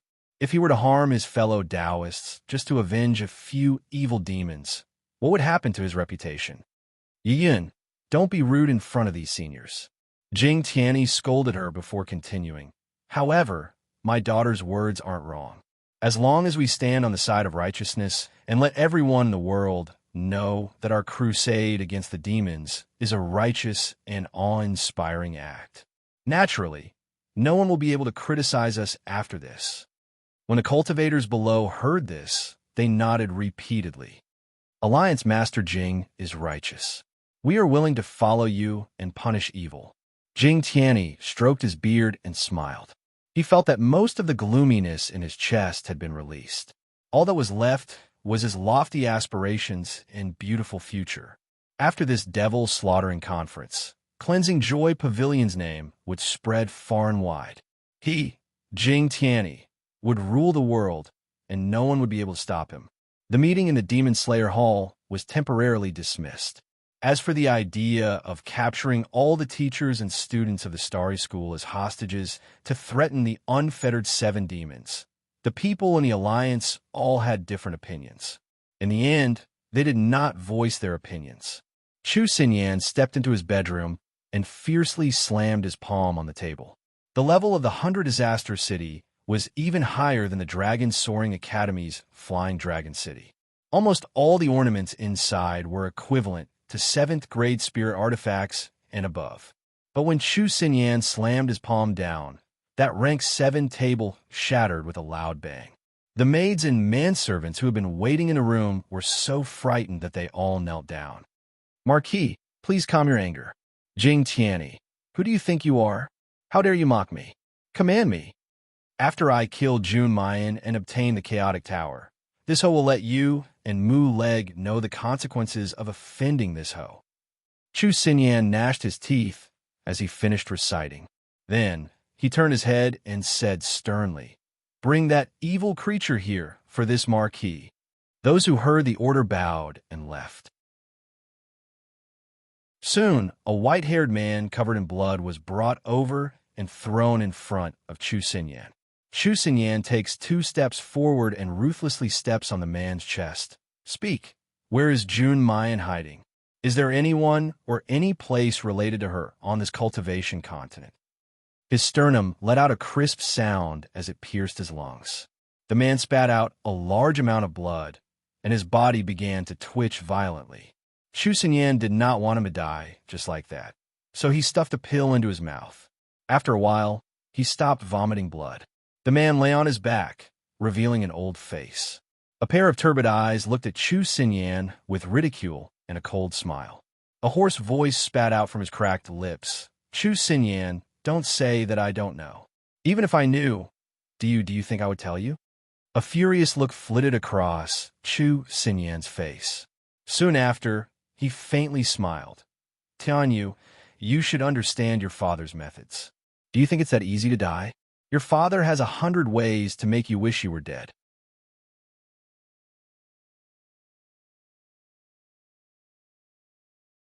Chapter 2963. And your mother. Do you think I won't be able to find her if you hide her? Haha. Wait until I turn the entire continent upside down. I don't believe that bitch will still have a place to hide. At that time, don't regret not telling me the truth today. Chu Tianyu closed his eyes and ignored him. The veins on Chu Xinyan's forehead throbbed violently, and a cruel and ruthless killing intent surged in his eyes. He took off his gloves, grabbed Chu Tianyu's neck, and lifted him up. Good. I haven't seen you for a year, and my good son has become more and more courageous. Then let me break all the bones in your body inch by inch. I want to see how long you can last." As he spoke, Chu Xinyan grabbed Chu Tianyu's hand and bent it. Chu Tianyu looked like he was in his 70s. All the bones in his body were brittle and weak. He only needed a little bit of strength to break them in two. Chu Xinyan didn't even need to use spiritual energy. He laughed as he watched Chu Tianyu's face contort from the pain of his broken bones and his body twitch. However, when he wanted to bend it a second time, the ground suddenly shook. It was originally nighttime, but at this moment, a dazzling white light suddenly flashed outside the window. In an instant, the dim palace was filled with dazzling light. Chu Xinyan was shocked. He no longer cared about torturing Chu Tianyu and rushed out of the house. All the cultivators living in the demon-slaying hall heard the commotion and ran out. Everyone's gaze unconsciously turned to the east sky. There, a huge silver moon was slowly rising. It was clear and bright and dazzling. It was this gigantic silver moon that illuminated the pitch-black sky as bright as day. It also illuminated the stars in the sky, making them dim and dull. When the silver moon rose into the sky, 9 shining stars began to appear. Each star had its own unique color and shape. They seemed to be protecting the silver moon as they slowly revolved around it. In the night sky, there seemed to be the sound of a zither, as well as the deafening sound of a bell. The sky was clear for thousands of miles, and the stars and moon intersected, but it started to rain in the east. The rain was not transparent, but a milky white color that emitted specks of brilliance. Even looking at it from afar and feeling it, one could tell how rich the spiritual power and world's origin chi were in the drizzle. It was a gift from the heavens, a welcome rain from the heavens. Most of the rain fell on the Heavenly Phoenix mountain range in a short period of time. The peak of the Heavenly Phoenix mountain range, which was originally covered in ice and snow all year round, and where not even a blade of grass grew, actually started to show signs of vitality. Even from a great distance away, one could hear the joyful and excited howls of the spirit beasts in the Heavenly Phoenix mountain range. And this kind of gift in the Demon Slayer Palace, or rather, in most of the cultivation continent, they could not enjoy it at all. They could only watch. However, at this very moment, the people of the Demon Slayer Palace could no longer care about jealousy. All that was left of them was shock and horror as they stared at the silver moon in the sky. After the sweet rain, the 9 stars stopped rotating. However, a silver line began to extend, slowly connecting with the silver moon. Boom! The earth shook again, and the sound of the zither and the bell rang in everyone's ears. It was as if they were announcing the arrival of some unprecedented event. 9 stars. Linked moon. Dingwa Marquis muttered, 9 stars linked moon. It appeared again. It appeared again. 2 years ago, the miracle of a 9 stars linked moon descended upon the 3 realms. Chapter 2964. But at that time, the 9 stars and moon was very faint and disappeared in a flash. In addition, many people did not know the true meaning of the 9 stars and moon, so no one paid attention. But Dingwa Marquis did, and so did the people of Mu Le Pavilion. They knew that the person who triggered the 9 stars and moon was not on the cultivation continent, so the phenomenon disappeared in a flash. But now, the 9 heavens and moon appeared once again, and it was so earth-shattering and unprecedented. Who was it? Who triggered the 9 stars and moon? A name was on the verge of being uttered from everyone's lips. June. Mu. Yen. Dingwa Marquis gritted his teeth, his voice trembling. She is from the Yenwu continent. When the 9 stars and moon appeared, her name was not on the cultivation continent. She has the moon spirit root, the one and only moon spirit root in the world. Yi Yin frowned, unconvinced. What moon spirit root? Is it very powerful? No matter how powerful she is, she's just a young girl in her early 20s. Dad, aren't you guys overreacting? However, no one answered her at all. Even Jing Tianyi didn't look at her at all. He clenched his fists tightly, and it took him a while to control his voice from revealing fear. He muttered, not only the 9 stars and moon, she advanced. A few days ago, she just advanced to the leaving aperture stage. Now, she advanced again, the tribulation stage, the youngest tribulation stage in the cultivation continent. Shui Minglang's Adam's apple bobbed, his voice sharp. Demon. They are demons. The unfettered 7 demons are all demons. If we do not kill them this time, we will be doomed eternally. Eternally doomed. Dingwall Marquis suddenly said, "Do you still think that using the Starry School students to threaten them is an inhumane act?" Su Qianquan said, "Inhumane? How can we talk about kindness when we are about to lose our lives?" That's right. We cannot allow a female demon like Mayan to continue living in this world.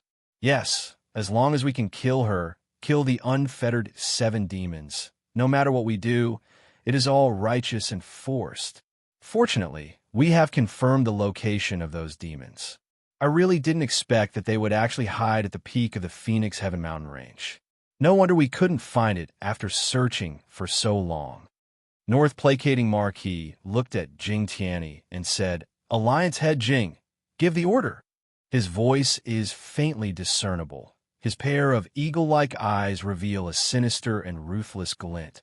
Only when Jun Mayan's realm has yet to be completely stabilized, before the strength of the unfettered 7 demons has yet to increase again, can we cut the weeds and eliminate the roots, forever eliminating future troubles. Jing Tianyi took a deep breath and waved his hand. "Everyone, listen to my command. We will head to the Heavenly Phoenix Mountain Range immediately to kill the demons and raise the prestige of the righteous path. Slay the demons and raise the prestige of our righteous path. Slay the demons and raise the prestige of our righteous path." In the unclean abyss, Ning Su flew to the highest peak of the snow demon forest, gazing at the silver moon hanging high in the sky and the 9 stars connected to it for a long time. The demon-slaying sword was unsheathed and pointed at the moon in the sky. 9 stars and moon? Moon's spiritual root? Ha! You're indeed Ning Yinxin's daughter. Sword Chi whistled and pierced the center of the moon. However, the silver moon was traceless, and the demon-slaying sword naturally returned without any success. Ning Su held the sword in his hand and said in a low voice, "Jun Mayan, wait for me. Wait for me to take your life with my own hands."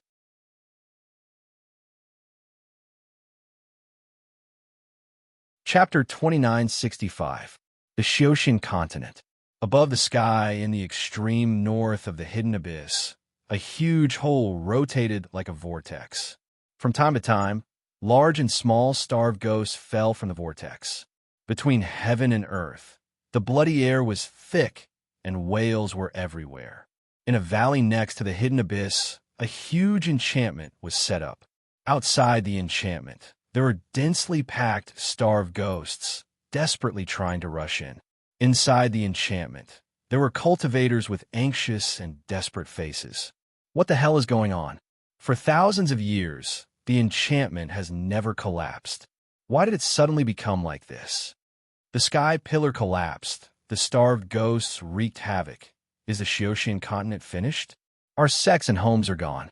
What are we going to do in the future? Sob, sob, sob. Low voices of discussion and crying came from the crowd from time to time. Whether they were spiritual cultivators or demon cultivators, whether they lived in the hidden abyss or above. At this time, these people all had the same expression, panic. Only a few people standing outside the enchantment looked calm. They either saw the sky pillar collapse and hurried to the hidden abyss to rescue, or they were powerful enough to protect themselves and escape even in the midst of the rampaging starved ghosts. I didn't expect that the disaster of the starved ghosts would be so serious. The dozens of sects and families and the tens of thousands of demons in the hidden abyss were almost wiped out. It's all thanks to Master Jing Yuan's help that the people in the hidden abyss were saved. Yes, Master, please accept our bow. Umaba, it's my duty to help the people in danger and deliver suffering. You don't have to be so polite. The one who spoke was a little monk in a golden red cassock, holding a golden alms bowl. He was kind and handsome, looking like a young boy who had just reached the age of 18. But the surrounding people were extremely respectful to him, as if he was their elder, because everyone knew that although this young boy looked like a young boy, he had actually lived for thousands of years. His master was the abbot of Debi Temple, Bodhidharma, the most powerful person in Buddhism. Jing Yuan was the youngest disciple of Bodhidharma, but he had already cultivated the Bodhi golden body. Fortunately, Jing Yuan happened to be nearby when the heavenly pillar collapsed. The grand formless array, formed by the formless gold alms bowl, protected the spirit cultivators and demonic cultivators near the hidden abyss, which prevented rivers of blood and corpses from piling up. After chanting the Dharma, Jing Yuan looked at the huge vortex in the sky and frowned slightly. The formless array can protect me for a while, but it can't protect me forever. This poor monk's immortal power will eventually be exhausted. Unless we can repair the heavenly pillar, I'm afraid it won't last long. Jing Yuan's words made everyone look at each other in despair. Repairing the sky pillar requires at least 4 immortal sovereigns to work together. The number of people who can reach this level in the entire continent can be counted on one hand. Immortals were divided into hollow immortal, golden immortal, profound immortal, immortal king, immortal venerable, and immortal emperor. In the entire continent, most people were hollow immortals and golden immortals. Profound immortals and above would be able to form indestructible golden bones and live for 10,000 years. Above the celestial king tier, one would already possess the ability to transcend the heavens and the earth and become an overlord of a region. As for the immortal venerables, they were people who could stand shoulder to shoulder with the demon venerables of the demon world and the domain lord of the nether domain. In the entire Xiaoxing continent, there might not be 10 of them. As for the immortal emperor, since the war 1,000 years ago, there was only one, Di Mingzhu, who had just advanced. It was easier said than done to find 4 immortal sovereigns to work together to repair the heavenly pillar.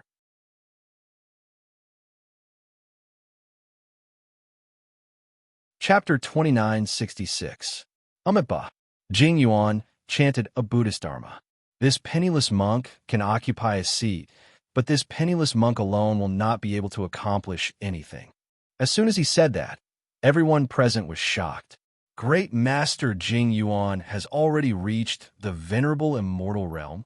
If I remember correctly, Great Master Jing Yuan became Bodhidharma's disciple for less than 1,000 years, right? Great Master Jing Yuan is benevolent, but as Great Master said, how can he alone be enough? What about the other venerables? Don't tell me they are not willing to repair the sky pillar and save thousands of lives? Hee, these people are either in seclusion or in high positions. How could they be willing to risk their lives to come here now? When the sky pillar collapsed, countless poltergeist ghosts would gather under the collapsed sky pillar. If they wanted to repair the barrier now, they would have to risk their lives. But after a period of time, these poltergeist ghosts would be attracted by the fresh meat and slowly disperse.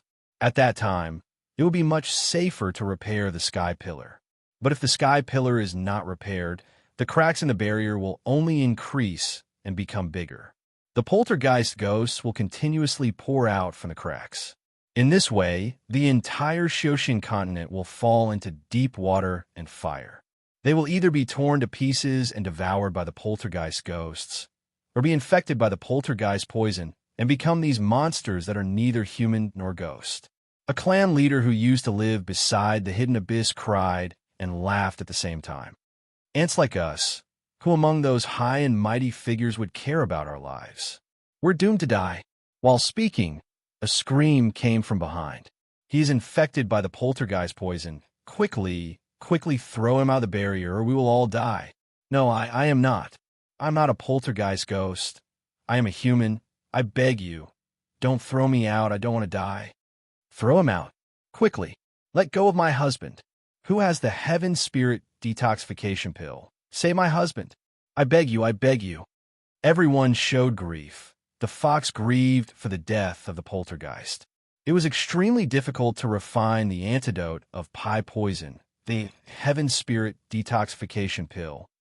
Everyone did not have much of it with them. They planned to use it to save themselves in case they were unlucky enough to be infected. Now that everyone was trapped in this small non-phase formation, who would be willing to give the life-saving pill to others for free? So they could only watch as the woman cried and begged, and the man wailed in despair. Just as they had tied up the man and were about to send him out of the non-phase formation, suddenly a blue light flashed. Whoosh!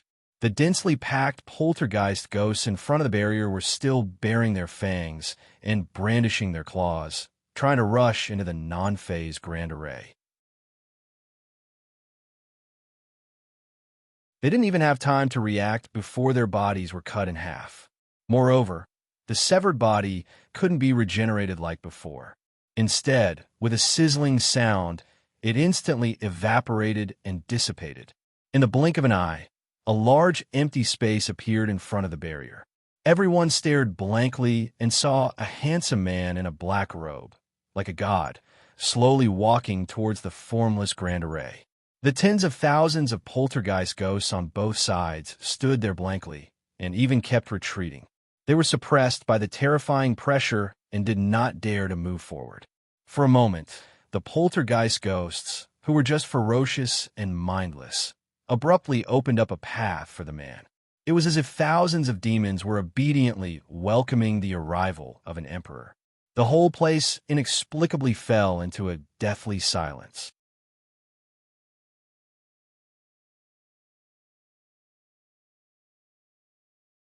Chapter 2967.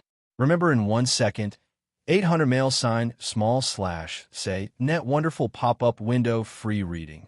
The entire place fell into a deathly silence.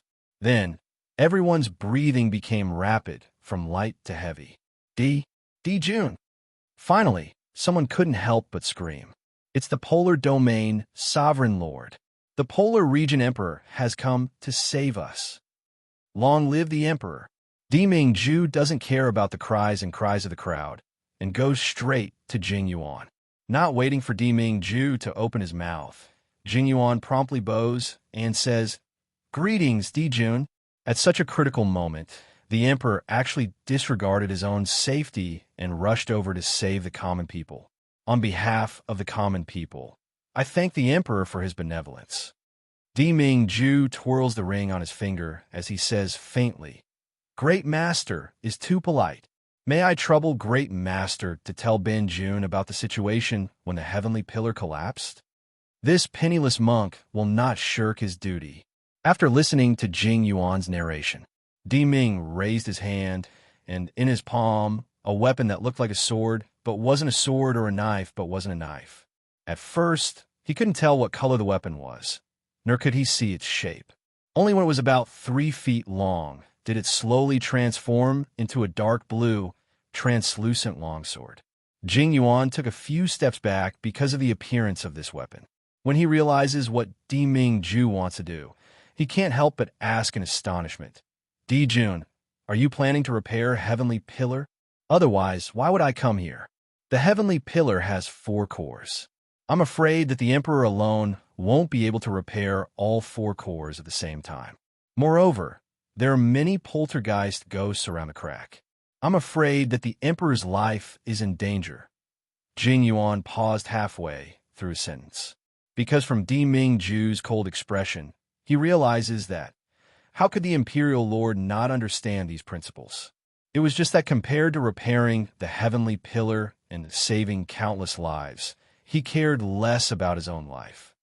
"Amipa," Jing Yuan chanted softly. A faint smile blossomed on his handsome face.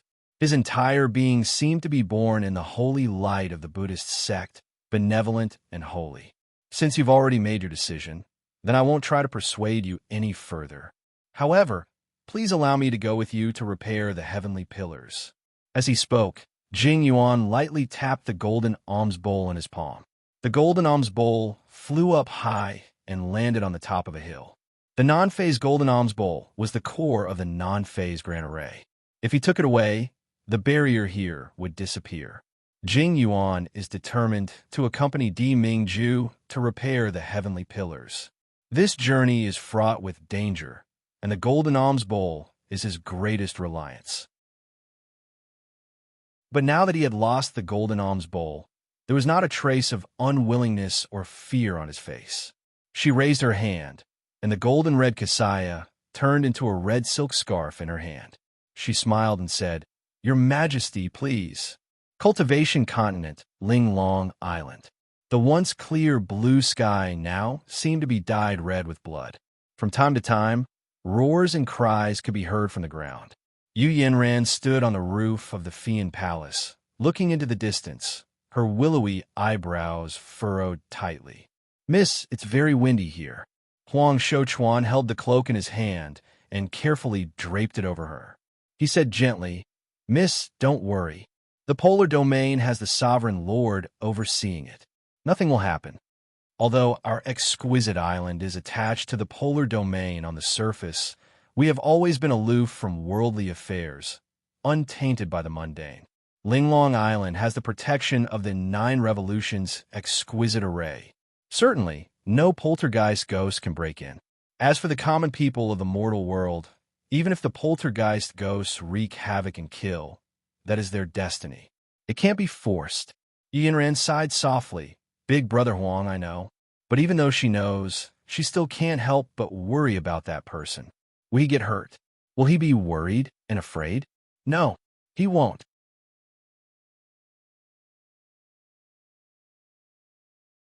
Chapter 2968. Remember in 1 second, 800 mail sign, small/say, net, wonderful pop-up window, free reading. That person was the high and mighty polar domain emperor. He did not need to take the risk personally. He would definitely be safe. However, just as this thought flashed through, a violent energy fluctuation came from the southwest sky. A huge ball of thunderfire exploded as if it had been ignited. Above the hidden abyss, the whirlpool where the sky pillar collapsed twisted. The ghouls that fell from it let out painful wails. Some were directly torn to pieces by the twisted space, blood and flesh splattering down. Yu Yin suddenly rushed to the railing, staring at the direction of the rising sun. "It's the Emperor's god power fluctuation. He is in the crack of the sky pillar. That place is so dangerous. How can he go there personally?" Huang Shouchuan was also astonished. Not only is there the Emperor's god power fluctuation, there seems to be Buddhist wish power mixed in. After the ice blue lightning fire exploded, the space distortion slowly disappeared. The huge black whirlpool in the sky shrunk by more than half, but did not disappear. Inside the whirlpool, ghouls fell from time to time, and these ghouls were all incomparably huge, the fiendish blood energy thick, clearly much higher level than the previous ghouls. Yu Yan's face was pale, the worry in her eyes almost overflowing. "The Emperor is in danger. I have to go save him. I have to go save him." "Miss, you must not." Huang Shouchuan was shocked. "There must be a large number of ghouls gathered above the hidden abyss. You will be in danger if you go." Yu Yin bit her lips, waving away Huang Shouchuan's hand, saying resolutely, "Even if there is danger, I have to go to the Emperor's side. Back then, when I was in danger, it was the Emperor who risked his life to save me. At this time, how can I not be by his side?" With that, she soared into the sky and let out a soft whistle. Huang Shouchuan looked at Yu Yan's figure instantly stepping on the flying magic treasure, stomping his feet. He called over a servant, asking urgently, "Where is that person in Clear Flower Palace? Does he know that Miss is in danger?" The servant shook his head. "Young master has not been in Clear Flower Palace these days." "Trash! Ungrateful wretch!" Huang Shouchuan scolded fiercely. At such a crucial moment, he didn't even show up. Mrs. treated him so well for nothing. "Forget it, I don't need him. Go take stock of the 12 exquisite guards and have them follow me to the hidden abyss to rescue the young Mississippi. Yes, Vice Island Master. Above the hidden abyss." Not long after Di Ming Ju and Great Master Jing Yuan rushed into the crack of Heavenly Pillar, Han Yi, Ing Mei, and Xing Lang hurried over. Elder Chang and Pajuan returned to the polar domain to mobilize the Imperial Guards. As soon as Han Yi and the others entered the non-phase array, They take out a small mountain of heaven spirit detoxification pills. The men who were about to be thrown out of the barrier, as well as those who were poisoned by the pie poison, didn't dare to make a sound and could only suffer in despair. All felt that they had found a new lease of life and cried tears of joy. Who was the one who said that the polar domain had abandoned us? The monarchs had abandoned us. Do you see that? Our emperor has personally come to save us. The monarch is the one and only immortal emperor in the three realms. As long as he takes action, there's no need to worry that the heavenly pillar can't be repaired. In the future, our you family will no longer be fickle. I vow to be loyal to the polar domain until death. Whatever infernal domain or netherworld domain, which one of them could be like the monarch, caring about the life and death of us little immortals in times of crisis. Hee, devil cultivators are devil cultivators after all. They are selfish, ruthless, and ruthless. The hidden abyss clearly has the most demons, but look at those lofty demon generals, as well as the revered demon Lord Jun Shirtian.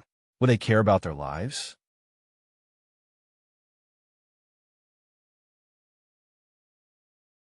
Chapter 2969.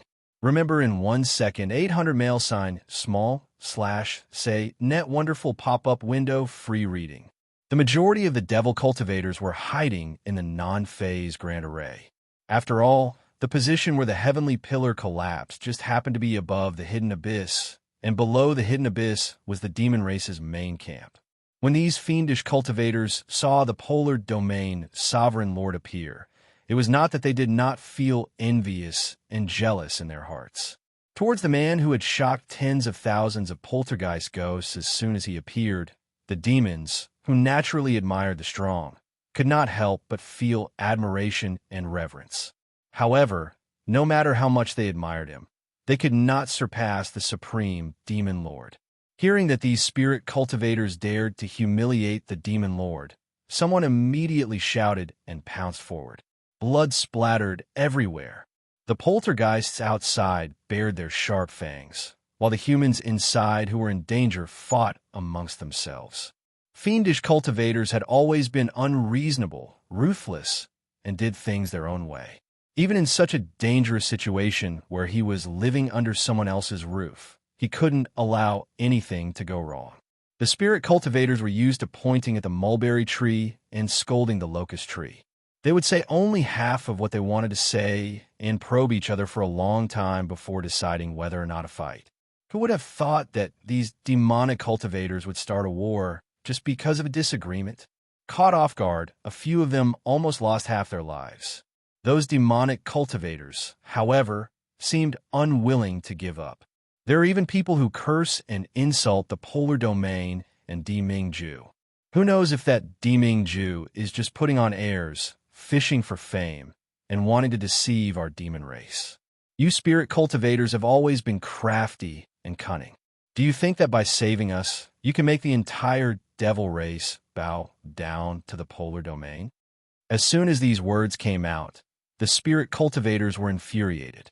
Even Han Yi and the others, who were originally wholeheartedly paying attention to the vortex in the sky, can't help but look over with ashen faces. Especially Xinglang, Deming Ju's brainless fan. With a gloomy face, he stomped the insolent fiendish cultivator onto the ground. Amidst the cheers of the surrounding spirit cultivators, Star Wolf pointed his sword at his heart and said sinisterly, "If you have the ability, say what you just said one more time." That fiendish cultivator's internal organs tumbled from the Star Wolf's beating, and his fiendish body was on the verge of collapse. He was in excruciating pain. At this moment, with a sword at his life gate, he could not help but reveal some fear in his eyes. He straightened his neck and shouted fiercely, "You spirit cultivators were the ones who slandered the demon lord first. You deserve to die. One day, my fiend race will unite the three realms and make all of you sanctimonious spirit cultivators die a graveless death. Courting death." Viciousness flashed in Star Wolf's eyes as he raised his sword and was about to pierce through this devil cultivator's heart. However, just as he raised his sword, a cold light flashed. With a clang, Star Wolf's sword was knocked away. The demonic cultivator who was stepped on was also dragged away by a huge force. TSK, TSK, TSK. The king's polar domain is really awe-inspiring, so domineering. Star Wolf turned to look. Inside the formless array, four strangely dressed devil cultivators had appeared out of nowhere. Seeing these four people, Star Wolf's pupils constricted. Tianhe, Wine Boy, Devil Blade, and Snow Girl. It's the four hidden abyss devil generals. He is Jun Shitian's most loyal confidant. The one who had just spoken was the leader of the four demon generals, Tianhe. After he saved the insolent fiendish cultivator, he did not even give him a second glance and directly threw him to the side. His mocking gaze fell on Star Wolf.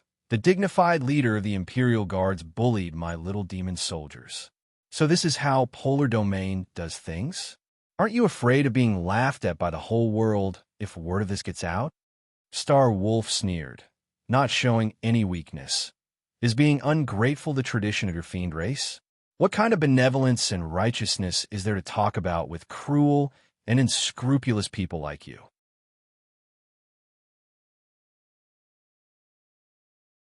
Chapter 2970. Remember in 1 second, 800 mail sign, small, / say, net wonderful pop-up window free reading. The demonic cultivator, who was nearly killed by the Star Wolf, immediately shouted angrily, "Bah! The citizens of my demon race will save themselves. Do you think that your polar domain's sovereign emperor is just pretending to be merciful? What Xiaoxin continent's one and only immortal emperor in 1,000 years? Now it seems that Diming Ju was only born with a good skin, and with the help of the Medicine King, his luck was good. That's all. What my fiend race despises the most is this kind of pretty boy. The spirit cultivators, especially the Polar Domain Imperial Guards, were finally completely enraged. Since the Devil Domain looks down on our Lord so much, why did they send someone to marry us? Is it because you have too many demon princesses that you can't get married? So you're begging our Junshan to marry them? What nonsense are you spouting? Am I wrong? Wasn't it Elder Minwei of your devil clan who sent someone to deliver the marriage document? Unfortunately, our Junshan looked down on that princess of yours from who knows which corner and refused the marriage alliance. In the end, you could only settle for the next best thing and chose Yin Wuji's son. Everyone in our polar domain knows about this matter. Could it be that everyone in your fiend race doesn't know about it? TSK, TSK, TSK, it's not good to be so ignorant. Hearing this, the surrounding spirit cultivators couldn't help but laugh out loud. I heard that the demon princess was born from a mortal female cultivator, while the demon sovereign was undergoing a tribulation in the lower realms. How could the bloodline of that lowly woman be compared to the female immortals of the Xiaoxin continent? Moreover, no one knew whether the princess was dead or alive. If I were the Polar Domain's sovereign lord, I wouldn't be willing to make such an engagement either.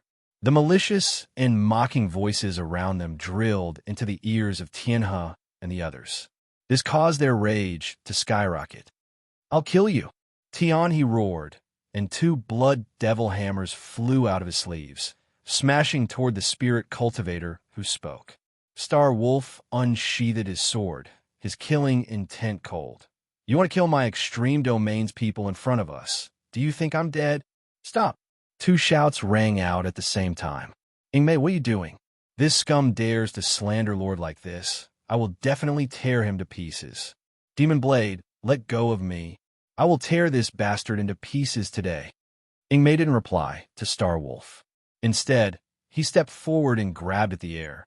Several fiendish cultivators were caught off guard and were directly pulled out from the crowd. Devil Blade's actions were exactly the same as Ingmei. However, the person he caught was not a fiendish cultivator, but a spirit cultivator. Ingmei stepped on the neck of the devil cultivator who had almost been killed by Star Wolf and exerted force. "Speak. Who ordered you to sow discord here?" The fiendish cultivator's expression panicked, and he forced himself to calm down and said, I don't understand what you're talking about. You spirit cultivators were the ones who insulted the demon lord first. I'm so angry." Bang! A loud sound rang out. The spirit cultivator who had just said that the demon princess was a lowly woman had half of her body blown up, and she let out a mournful wail. Devil Blade sneered. Do you think that we, the 4 demon generals of the hidden abyss, are so easy to fool? Star Wolf and Milky Way, one raised a sword high and the other swung his blood demon hammer. They were unable to react to the situation. Are they going to fight or not? After the spirit cultivator who had half of his body blown up cried, he couldn't help but shout towards Star Wolf's direction. Lord, save me. The fiendish race wants to harm my spirit cultivator. Lord, please save my life.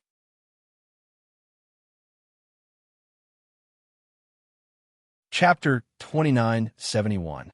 Tianzhu has collapsed. The poltergeist ghosts are wreaking havoc, and the entire Xioshan continent has fallen into a crisis. What's most needed now is for all humans to work together to resist the calamity. Han Yi slowly steps forward, his cold gaze sweeping over the captured devil cultivators and spirit cultivators. But you? Deliberately sowing dissension at this time, causing a dispute between the two sides. Speak, what are your intentions? Yao Dao ruthlessly tramples on a devil cultivator's ribs. Speak. Who instigated you?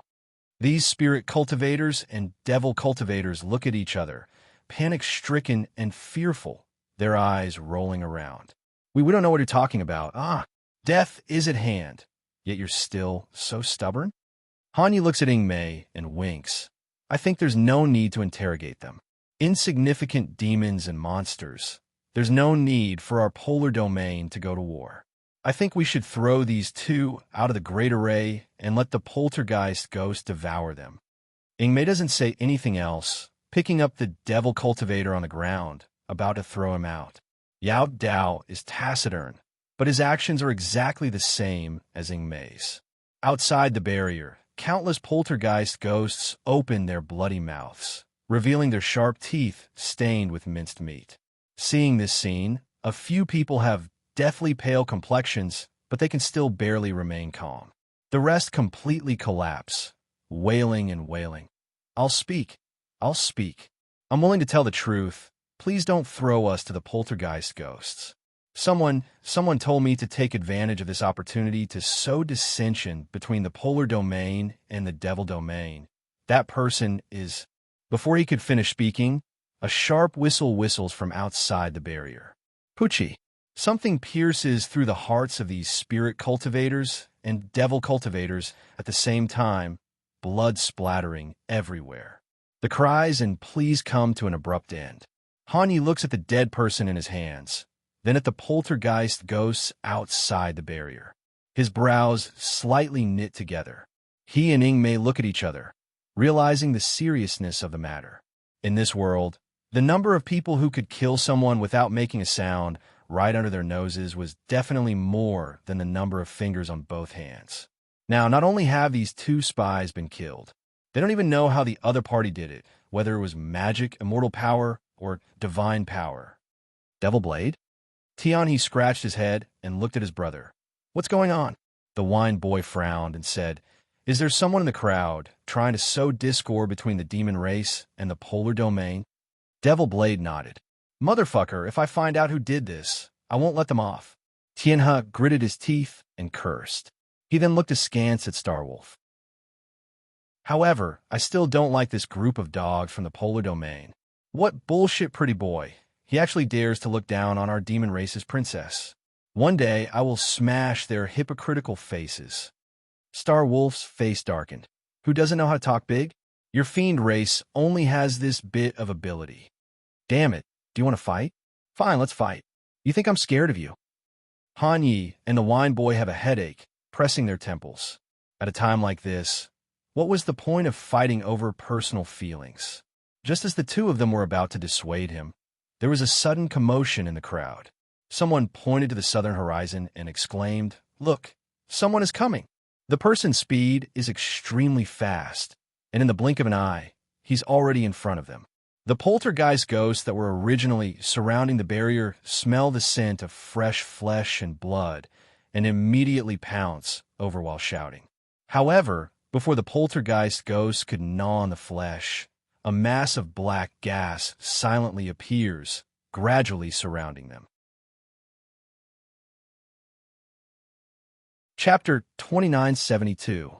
By the time these poltergeist ghosts react, the black gas has already turned into a hurricane of sharp blades, mincing them into minced meat.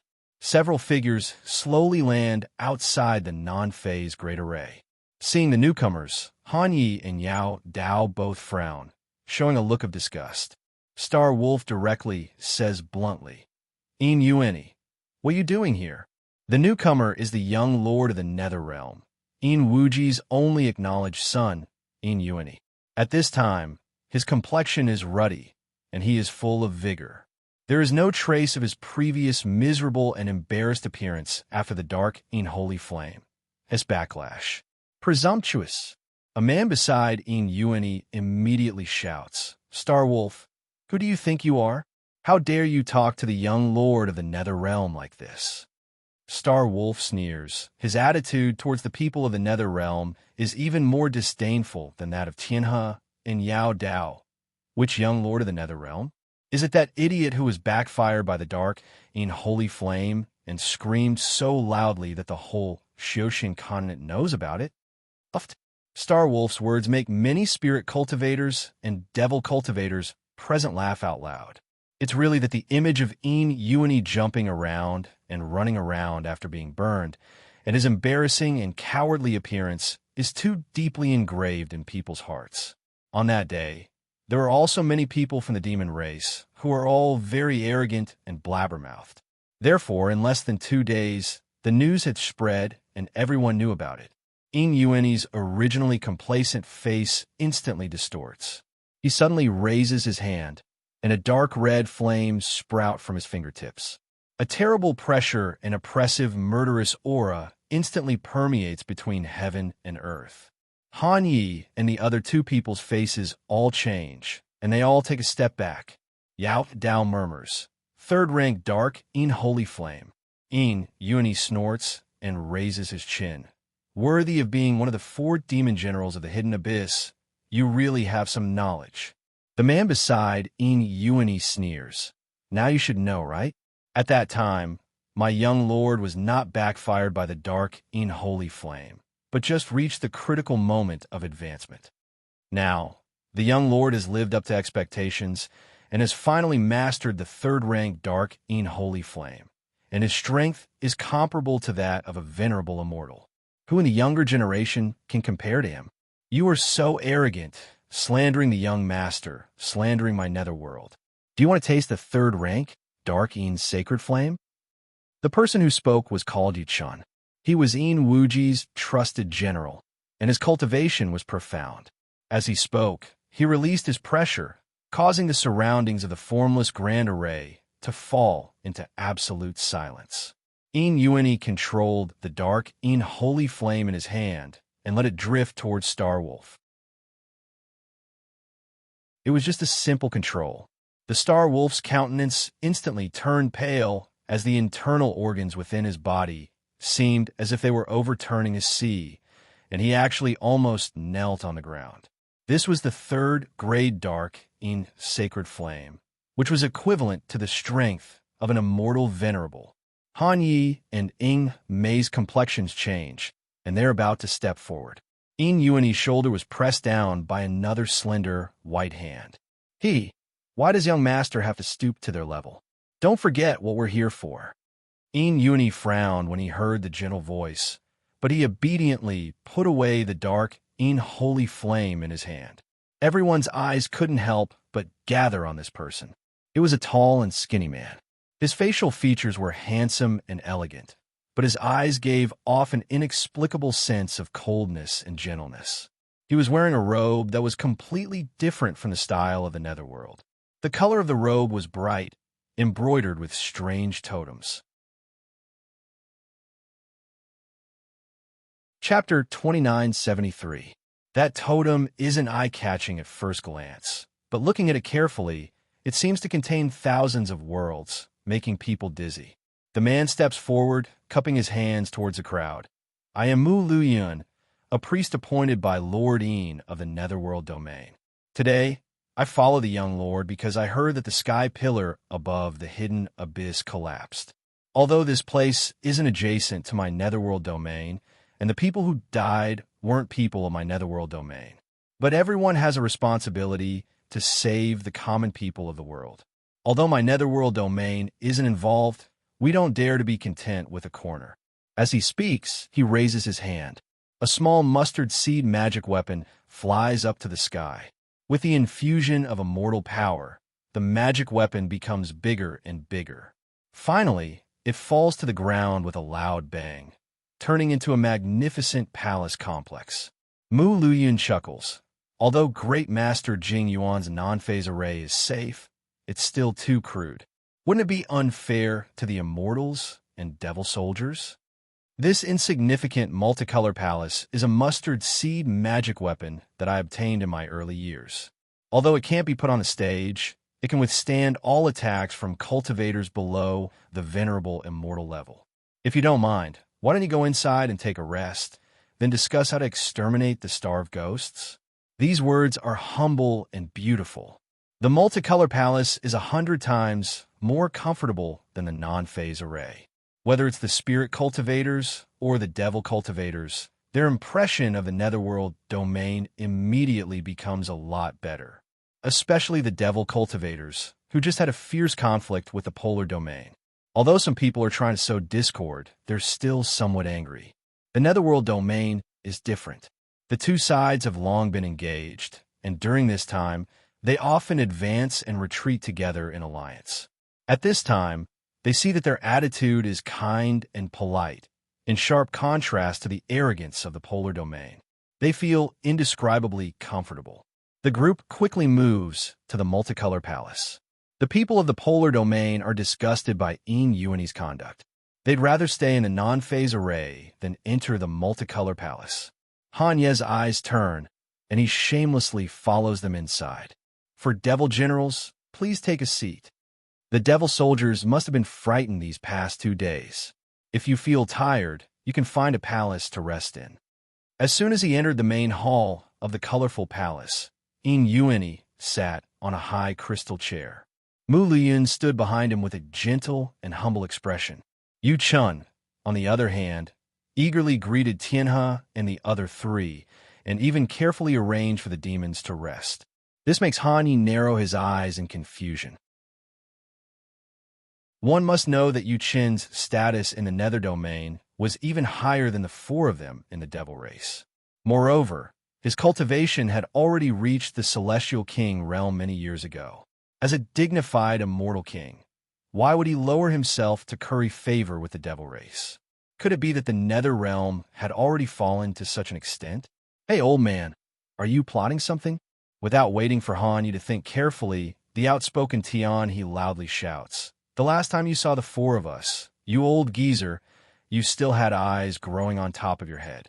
Why did he change his attitude in just a few days?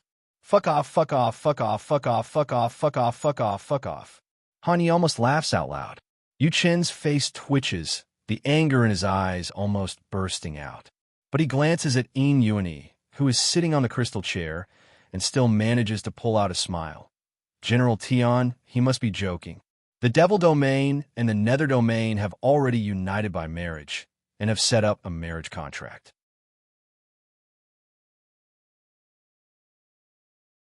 Chapter 2974.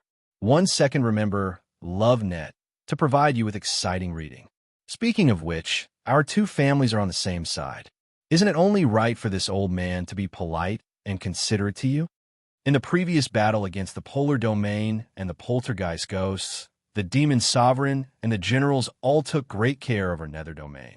Our Domain Lord and Young Master have always been deeply indebted to them. Now we know that the marriage alliance between the Demon Race and our Nether Domain is sincere. Now that I think about it, our Domain Lord was too cautious back then to the extent that, at this point, Yu Chen stopped talking and looked like he wanted to say something but hesitated. Tian he glared at him with his copper eyes. If you have something to say, then say it. I, your father, hate your pretentious looks the most. Shuejiai couldn't help but giggle. Lord Yuchun said so much just to say the following words, right? Why are you so hesitant? Are you trying to play hard to get and wait for us to ask? A wine jug had suddenly appeared in the hands of the wine boy, and he raised his head to take a sip before he said lazily, "Since Lord Yu Chun doesn't want to speak, then let's not listen." Yu Chun was so angry that he almost vomited blood. When had he, a dignified elder of the Nether Realm, a trusted aide by Yin Wuji's side, been insulted like this? In his heart, he rained curses on these vulgar, rude, and stupid barbarians of the demon race. The fake smile on his face was almost gone. It was Mu Luyun who stepped forward and helped him out of the predicament. Generals, you may not know this, but when the engagement was set, the domain master didn't know if the demon venerable was sincere, so she was too hasty in choosing the marriage candidate. Although, that person is also the domain lord's son, be it talent, ability, or appearance, he is no match for young Lord Yuan Yi. Now that the domain master is grateful for the demon exalt's sincerity in allying with our nether realm, he feels guilty and has decided to change the candidate of the demon race's princess from the original to young Master Yuan Yi. From now on, my nether region and the demon region will forever be enemies. As soon as this was said, there was a commotion in the multicolored palace. Han Yi stares blankly at first, then he frowns deeply. Yuan Yi wanted to marry the devil princess? This was completely different from a random, illegitimate son of Yin Wuji marrying a demon race princess. It should be noted that Yin Yuan Yi was certain to become the future domain lord of the Nether Realm. Furthermore, he had already grasped the third rank, Dark Yin Holy Flame. If he married the demon princess, then the alliance between the Nether Realm and the demon realm would be unbreakable. Wasn't it said that the demon princess was born from a mortal cultivator and that her fate was unknown? How could someone as arrogant as Yin Yuan Yi agree to marry a demon princess? Don't say that Han Yi is stupefied. Even the devil cultivators and spirit cultivators on the scene are somewhat dumbfounded when they hear this. Yao Dao frowned and said coldly, "Change the candidate for the princess marriage contract? Did you get permission from the honorable demon? What? Could it be that you think this young lord is not worthy of your devil race's princess?" Yin Yuan Yi stood up and looked down coldly. His expression was arrogant and haughty, as if his willingness to marry the demon princess was the greatest charity. Tianhe, who had the worst temper, was instantly enraged. However, before he could slam the table and stand up, he was pulled back by the attentive Xue Jiayi. This was the multicolor palace, a Sumeru mustard seed space. All the laws inside were almost completely controlled by the master of the mustard seed. Their lives were in the hands of the people of the Nether Realm. Yin Yuan Yi saw that they didn't speak, and his expression became more and more complacent. What's more, others might not know, but don't the four of you know what kind of thing it is that the demon princess is marrying? Chapter 2975. At this point, Yin Yuan Yi's face slightly distorts for a moment. His eyes are full of disgust and resentment, as well as a trace of imperceptible jealousy. That kind of waste doesn't even deserve the surname Yin. Don't even think about touching the netherworld in the future. You'd better think clearly about whether you want to marry your princess to this young master. Yin Yuan Yi thinks that his words are clear and clear. As long as the demon race has a little brain, they will know who to marry their princess. However, he doesn't realize how offensive his words just now are. So your nether realm just randomly found a piece of trash to fool the demon race princess? But before they can get angry, the whole multicolor palace suddenly shakes violently. As the master of the mustard seed space, Mu Luyun's complexion turns pale, and a thin trace of blood suddenly flows from the corner of his mouth. "What's going on?" Mu Luyun says hoarsely. "The multicolor palace is under attack. I can't bear it." "How? Isn't it said that the multicolor palace can withstand all attacks below the venerable immortal level?" Han Yi thinks of Ing Mei, who is still in the non-phase array. His complexion changes greatly, and he rushes out of the palace. As soon as he gets outside, he sees the scene in front of him.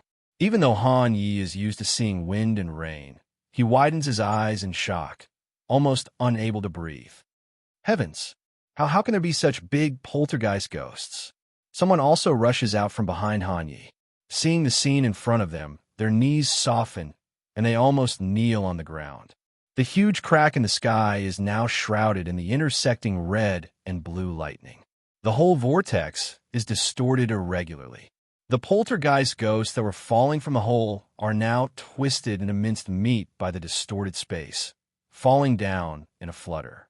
But there are also some poltergeist ghosts that aren't torn apart by the distorted space.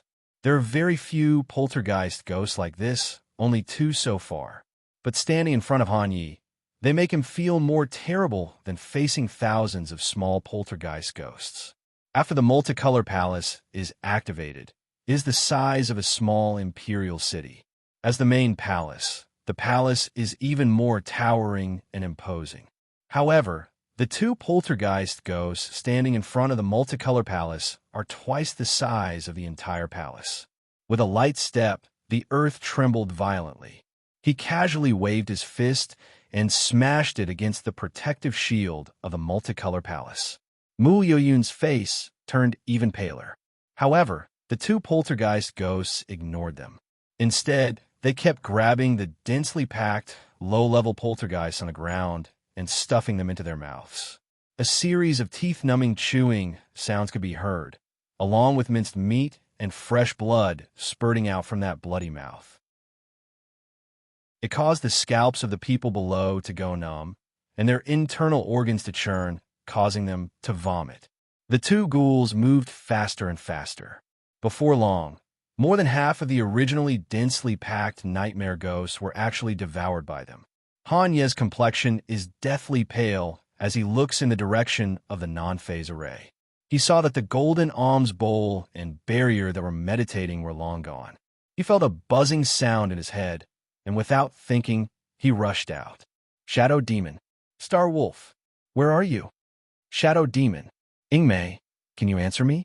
Hanye's voice seems hoarse and desperate amidst the bloody howls of ghosts. Unbeknownst to him, tears had already rolled down his face. At this very moment, there's only one thought in Hanye's mind. If Ingmei dies, what's the point of him living alone in this world? Chapter 2976. Hanye, I'm here.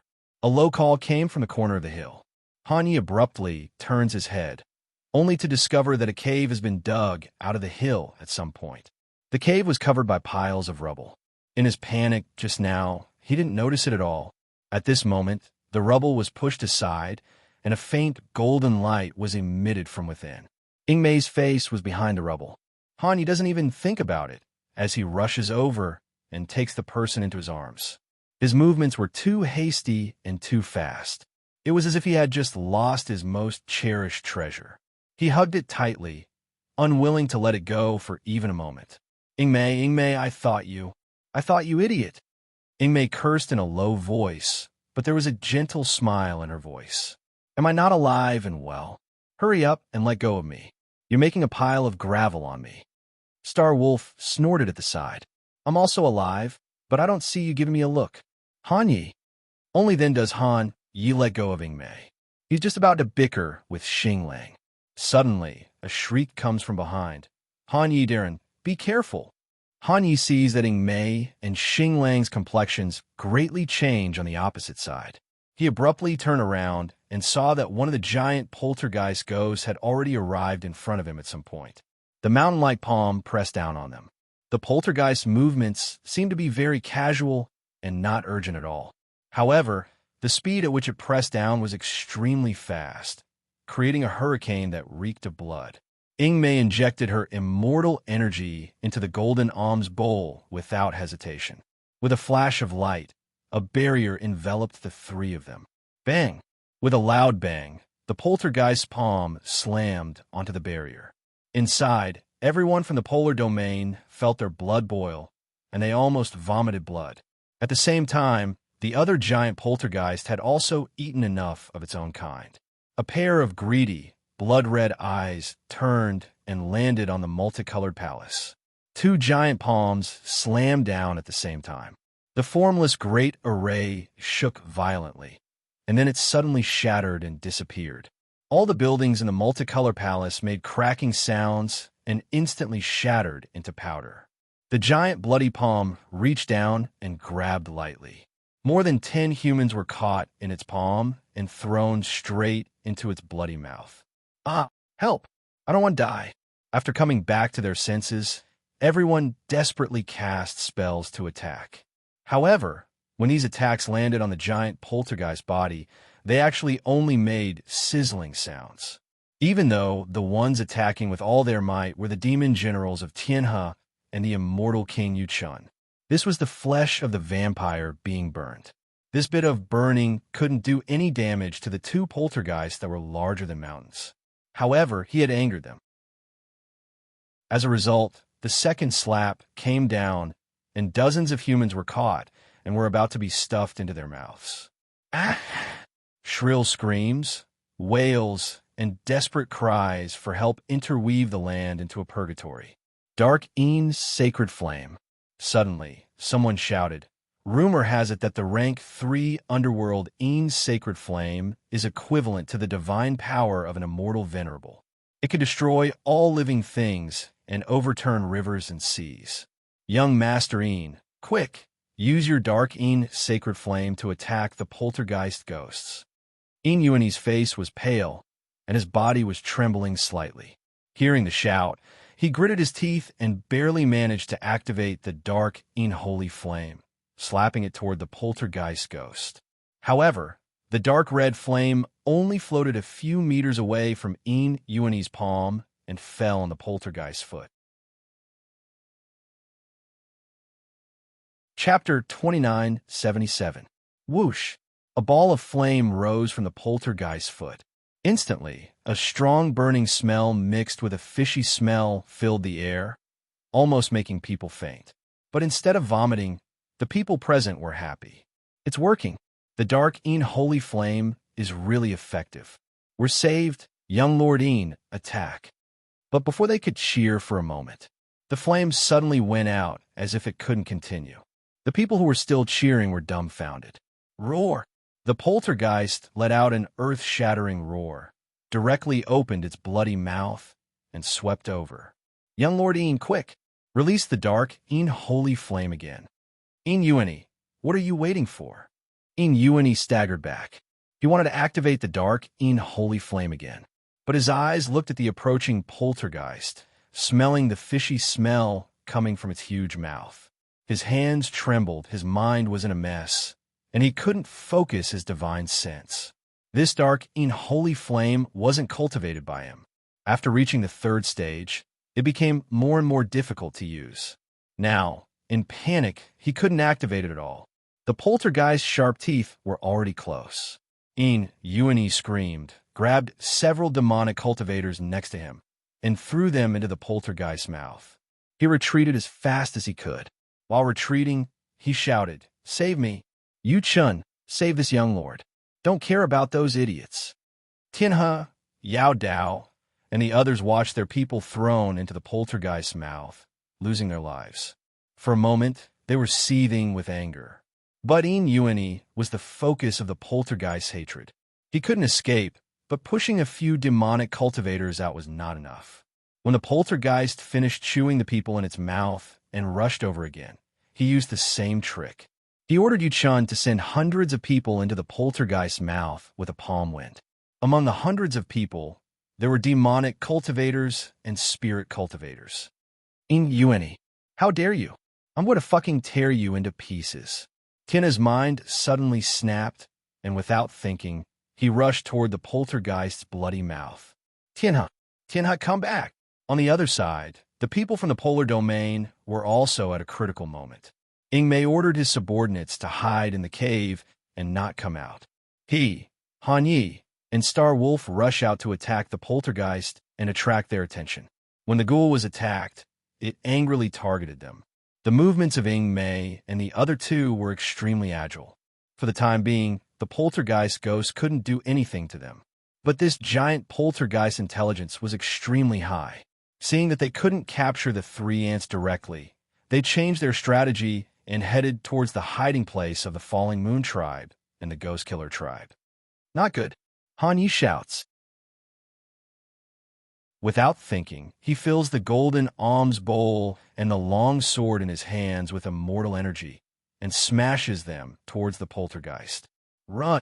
The poltergeist was hit by the alms bowl and the sword that were filled with immortal power, so it moved a little. There was a trace of pain and anger in his eyes. The people of the polar domain hiding in the hill hurriedly ran out. The poltergeist ghost lets out an angry roar, no longer paying attention to the people of the polar domain. Instead, it suddenly turns around, its scarlet eyes looking at Han Yi in the sky. At this time, Han Yi's immortal force is almost exhausted. He barely manages to endure the pain in his dantian, and he turns around, wanting to escape. However, at this moment, the poltergeist ghost suddenly opened its mouth and sucked in fiercely. Swoosh, swoosh, swoosh. The surrounding flowers, trees, gravel, and hills seem to be sucked in by a tornado, all of them flying towards that bloody mouth. Chapter 2978. 1 second to remember, 800 mail sign, small divided by talk, net, wonderful pop-up window, free reading. Han Yi only feels that his body weighs 1,000 pounds, unable to fly any further. He is involuntarily swallowed into a bloody and dark space. Han Yi! Ingmei lets out a hoarse roar, recklessly flying towards Han Yi. The situation is so critical, life and death are at stake.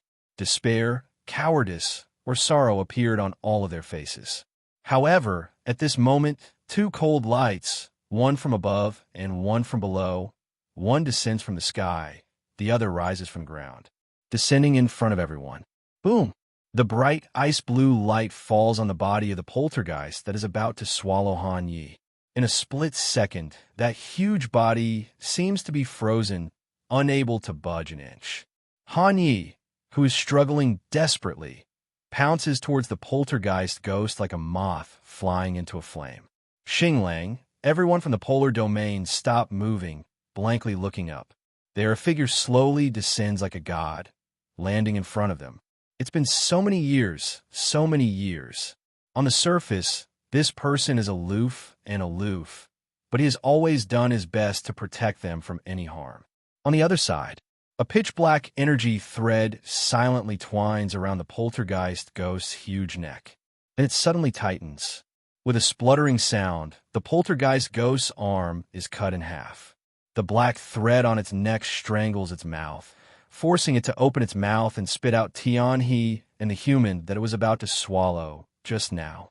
Tian He, who escaped death from the poltergeist ghost's mouth, and the wine boy, Yao Dao, and Shui Jia, who hurried over to save him, all look excitedly not far away. A black figure turns from illusory to solid, gradually appearing before everyone's eyes. Demon Lord. Shui Jia's eyes redden, and she is the first to kneel down. Greetings, Demon Lord. Yao Dao and the wine boy also kneel down. Greetings, Demon Lord. It takes Tian He a long time to come back to his senses, but when he wants to kneel down and pay his respects, Jun Shitian's figure has already disappeared. It should be said that Diming Ju and Jun Shitian's figures disappeared at the same time. Did the giant poltergeist ghost that was just frozen and had its hand cut off lose its fighting strength? Of course not.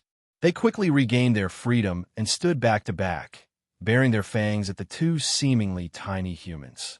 The two pairs of red and turbid eyes emitted the light of fear and resentment.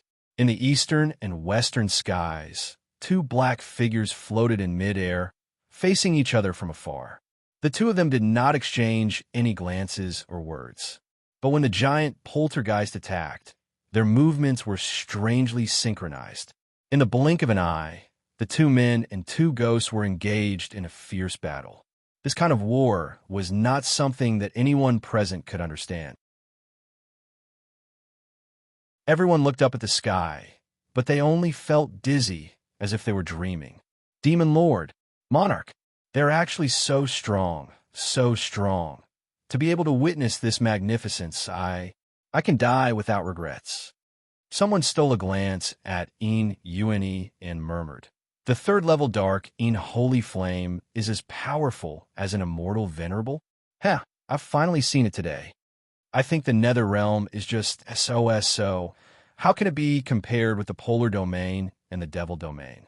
Some demons sighed and murmured softly, "If only the polar domain's monarch could agree to the marriage. Only such a strong person is worthy of our demon race's princess." "Forget it. Don't say any more. The polar domain is unwilling. Do we still have to rush?"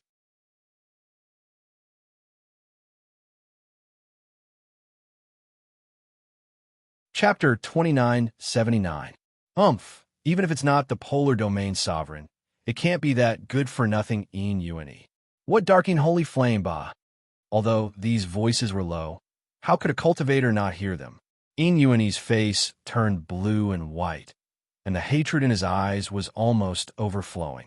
But what he hated the most at this time was not Diming-ju and Jun Shirtian, who stole his limelight and made him a laughingstock, but it was Luo Yunxiao. He had already determined that Luo Yunxiao refused to give him the complete dark holy flame, and schemed against him in every way, so that his strength could not reach his expectations. So that he made a fool of himself in front of so many people, in front of the demon race. Une gritted his teeth and said, "You Chantel, prison, that if Luo Yunxiao doesn't suffer enough this time, they must not let her go. Otherwise, it will be hard to get rid of the hatred in my heart." Yuchen looked at Une with a complicated expression, secretly shaking his head, but still respectfully replied, "Young master, rest assured, prison knows what to do." As they spoke, the battle in front of them reached its climax, under the joint forces of the Emperor and the Demon Venerable. Even these two giant ghosts who ran amok were constantly howling in pain, finding it more and more difficult to hold on. Finally, a blue sword light and a black saber light fell down. The two ghosts roared unwillingly at the sky and fell down heavily. Their bodies had long been chopped into pieces. But the strange thing was that after being killed, these two giant ghosts did not evaporate and disappear like the other ghosts. Even the blood on their bodies seemed to solidify, no longer flowing out. But they kept emitting a foul smell that made people's stomachs turn. Diming-ju and Jun Shirtian stood next to the two hill-like corpses of ghosts, only a few feet apart. At this time, the two finally moved their eyes away from the corpses of the ghosts and fell on each other. The North Pole region, the southern netherworld, at the bottom of the hidden abyss, the demon world dominated. Two top experts of the Xioshin continent. The two leaders of the forces that dominated the continent for thousands of years, who had been hostile to each other for thousands of years, met face to face for the first time. Just now, there were clearly cries shaking the sky, and the screams of the injured and the dead were still echoing in the ears. At this moment, the hidden abyss fell into a strange silence. Everyone kept quiet out of fear, not daring to breathe heavily. Diming-ju is sizing Jun Shirtian up. Jun Shirtian is also sizing Diming-ju up. The two of them looked at each other in silence for a long time. In the end, it's still Diming-ju who says indifferently, "I've long heard of the revered demon's name. In the Xioshin continent, many people believe that Jun Shirtian is the newly ascended Devil Lord. More than 10 years ago, he suddenly appeared in the hidden abyss. He had eliminated the imperial forces of the original demon region with a thunderous and ruthless method. In the end, he ascended to the position of the Demon Lord. Some people say that Jun Shirtian has an irreconcilable blood feud with the original Devil region's royal family. He had been dormant for thousands of years, and with a single move, he had come to take revenge. There are also people who say that Jun Shirtian appeared in the Xioshin continent for less than 10 years, and that he's a genius rarely seen in 10,000 years. He was the demon of destiny who could truly lead the infernal region to the path of hegemony. However, none of this was true. Jun Shirtian's true background and origins are only known to the core members of the Devil race. As for the polar domain side, it was only because Elder Chong asked around that he had heard a little about it. Ming Ju only knows that this Jun Shirtian has lived for far longer than him, even longer than Yin Wuji. Jun Shirtian looks at the handsome young man in front of him, who doesn't seem to be immortal. Chapter 2980. Feeling the pressure and aura emanating from Ming Ju's body, it's not inferior to his own. In his heart, he can't help but exclaim and praise. However, before this praise could land on him, another thought suddenly popped up in his mind. Polar Domain's monarch rejected the marriage with the demon race without hesitation. Humph! Jun Shirtian sneers in his heart, his eyes darkening. But since Ming Ju has greeted him politely, he naturally doesn't want to shed all pretense of cordiality in this time of crisis for the entire continent. Just as he is about to lightly reply, suddenly, a wave of energy comes from the eastern sky. Not long after, the flying boat lands, and Elder Chang and defeating armies lead thousands of Polar Domain elites down from it. Jun Shang, you're safe and sound. That's great. Elder Chang's eyes redden as he deeply bows towards Ming Ju. The rest of the people bow and kneel on the ground. Greetings, Jun Shang. Ming Ju sees that there are doctors among them, and his divine sense moves. Come up and treat great master Jing Yuan. As he speaks, a young monk wearing a tattered kasaya appears in front of everyone. Who else could it be but Jing Yuan, who went with Ming Ju to mend the heavens? He's covered in injuries, his face is pale, and his aura is weak. Obviously, he's severely injured, but his face still hangs a gentle and benevolent smile, and his whole body seems to be shrouded in a sacred Buddhist light. Amiba. Jing Yuan looks at Ming Ju and Jun Shirtian, sighing. This poor monk is useless. Not only did I fail to mend the heavenly pillars, but I also became monarch's burden, almost failing at the last step. Now that I see the demon venerable here, if the two of you cooperate, you will surely be able to defy the heavens and change fate and fight for a chance of survival for the tens of thousands of creatures in the three realms. Hearing Jing Yuan's words, everyone can't help but look up at the sky. They see that the huge crack above the hidden abyss is much smaller now, and no more poltergeist ghosts fall down. But the space around the crack distorts from time to time, and tiny vortexes appear. It's as if the entire enchantment, and even the entire sky, has become unstable and will collapse at any time. Not good. Elder Chang is startled. Although the crack in the heavenly pillars has become smaller, the space has become distorted. If we can't mend the crack immediately, I'm afraid that the entire enchantments will collapse. At that time, the heavenly pillars will collapse completely, and the three realms will truly have no chance of survival. When everyone heard this, their expressions changed greatly, and their hearts were filled with terror. However, there were some who did not panic at all and shouted loudly, "What are you afraid of? Don't you see that the crack has become much smaller?" Just now, the heavenly pillar had collapsed so violently that even an imperial lord could repair most of it. Now that we have the help of the honorable demon, we don't have to worry about not being able to fill up the sky. As expected, this person's words caused most of the people to reveal expressions of joy and anticipation. But soon, an anxious female voice rang out. No, Jun Shang can't go to the crack in the heavenly pillar anymore. The voice was very unfamiliar, but it was as sweet and pleasant as the sounds of nature. Everyone couldn't help but look in the direction of the voice. On the divine, traversing flying ship that had just landed in the polar domain, a peerlessly beautiful woman wearing a blue dress was slowly walking down. Many people gasped when they saw this person. It wasn't just because this woman was too beautiful. More importantly, someone had already recognized her. Is it the island master of Linglong Island, Fairy Yu Yanran? The only musician in the Xioshan continent who is cultivated to the immortal king level. Furthermore, the Linglong Island that she leads is extremely powerful, not the slightest bit inferior to those first-rate clans and sections. Chapter 2981. Fairy Yanran is one of the top 4 beauties in the Xioshan continent. Seeing you today, you are indeed as beautiful as a flower and as beautiful as the moon. Why would Fairy Yanran come to the hidden abyss? Now that this place is dirty and smelly, wouldn't it tarnish Fairy's jade feet? Along with the whispers of the crowd and the gazes of burning admiration. Especially Yin Yueni. The moment Yu Yanran appeared, his eyes seemed to be glued to her, and he couldn't move them away. His eyes were filled with greed and passion. But just as he was about to step forward, he was held back by Yu Chun. Yu Chun glanced at Jun Shirtian. Young master, don't be impatient. The bigger picture is more important. Have you forgotten why we're here?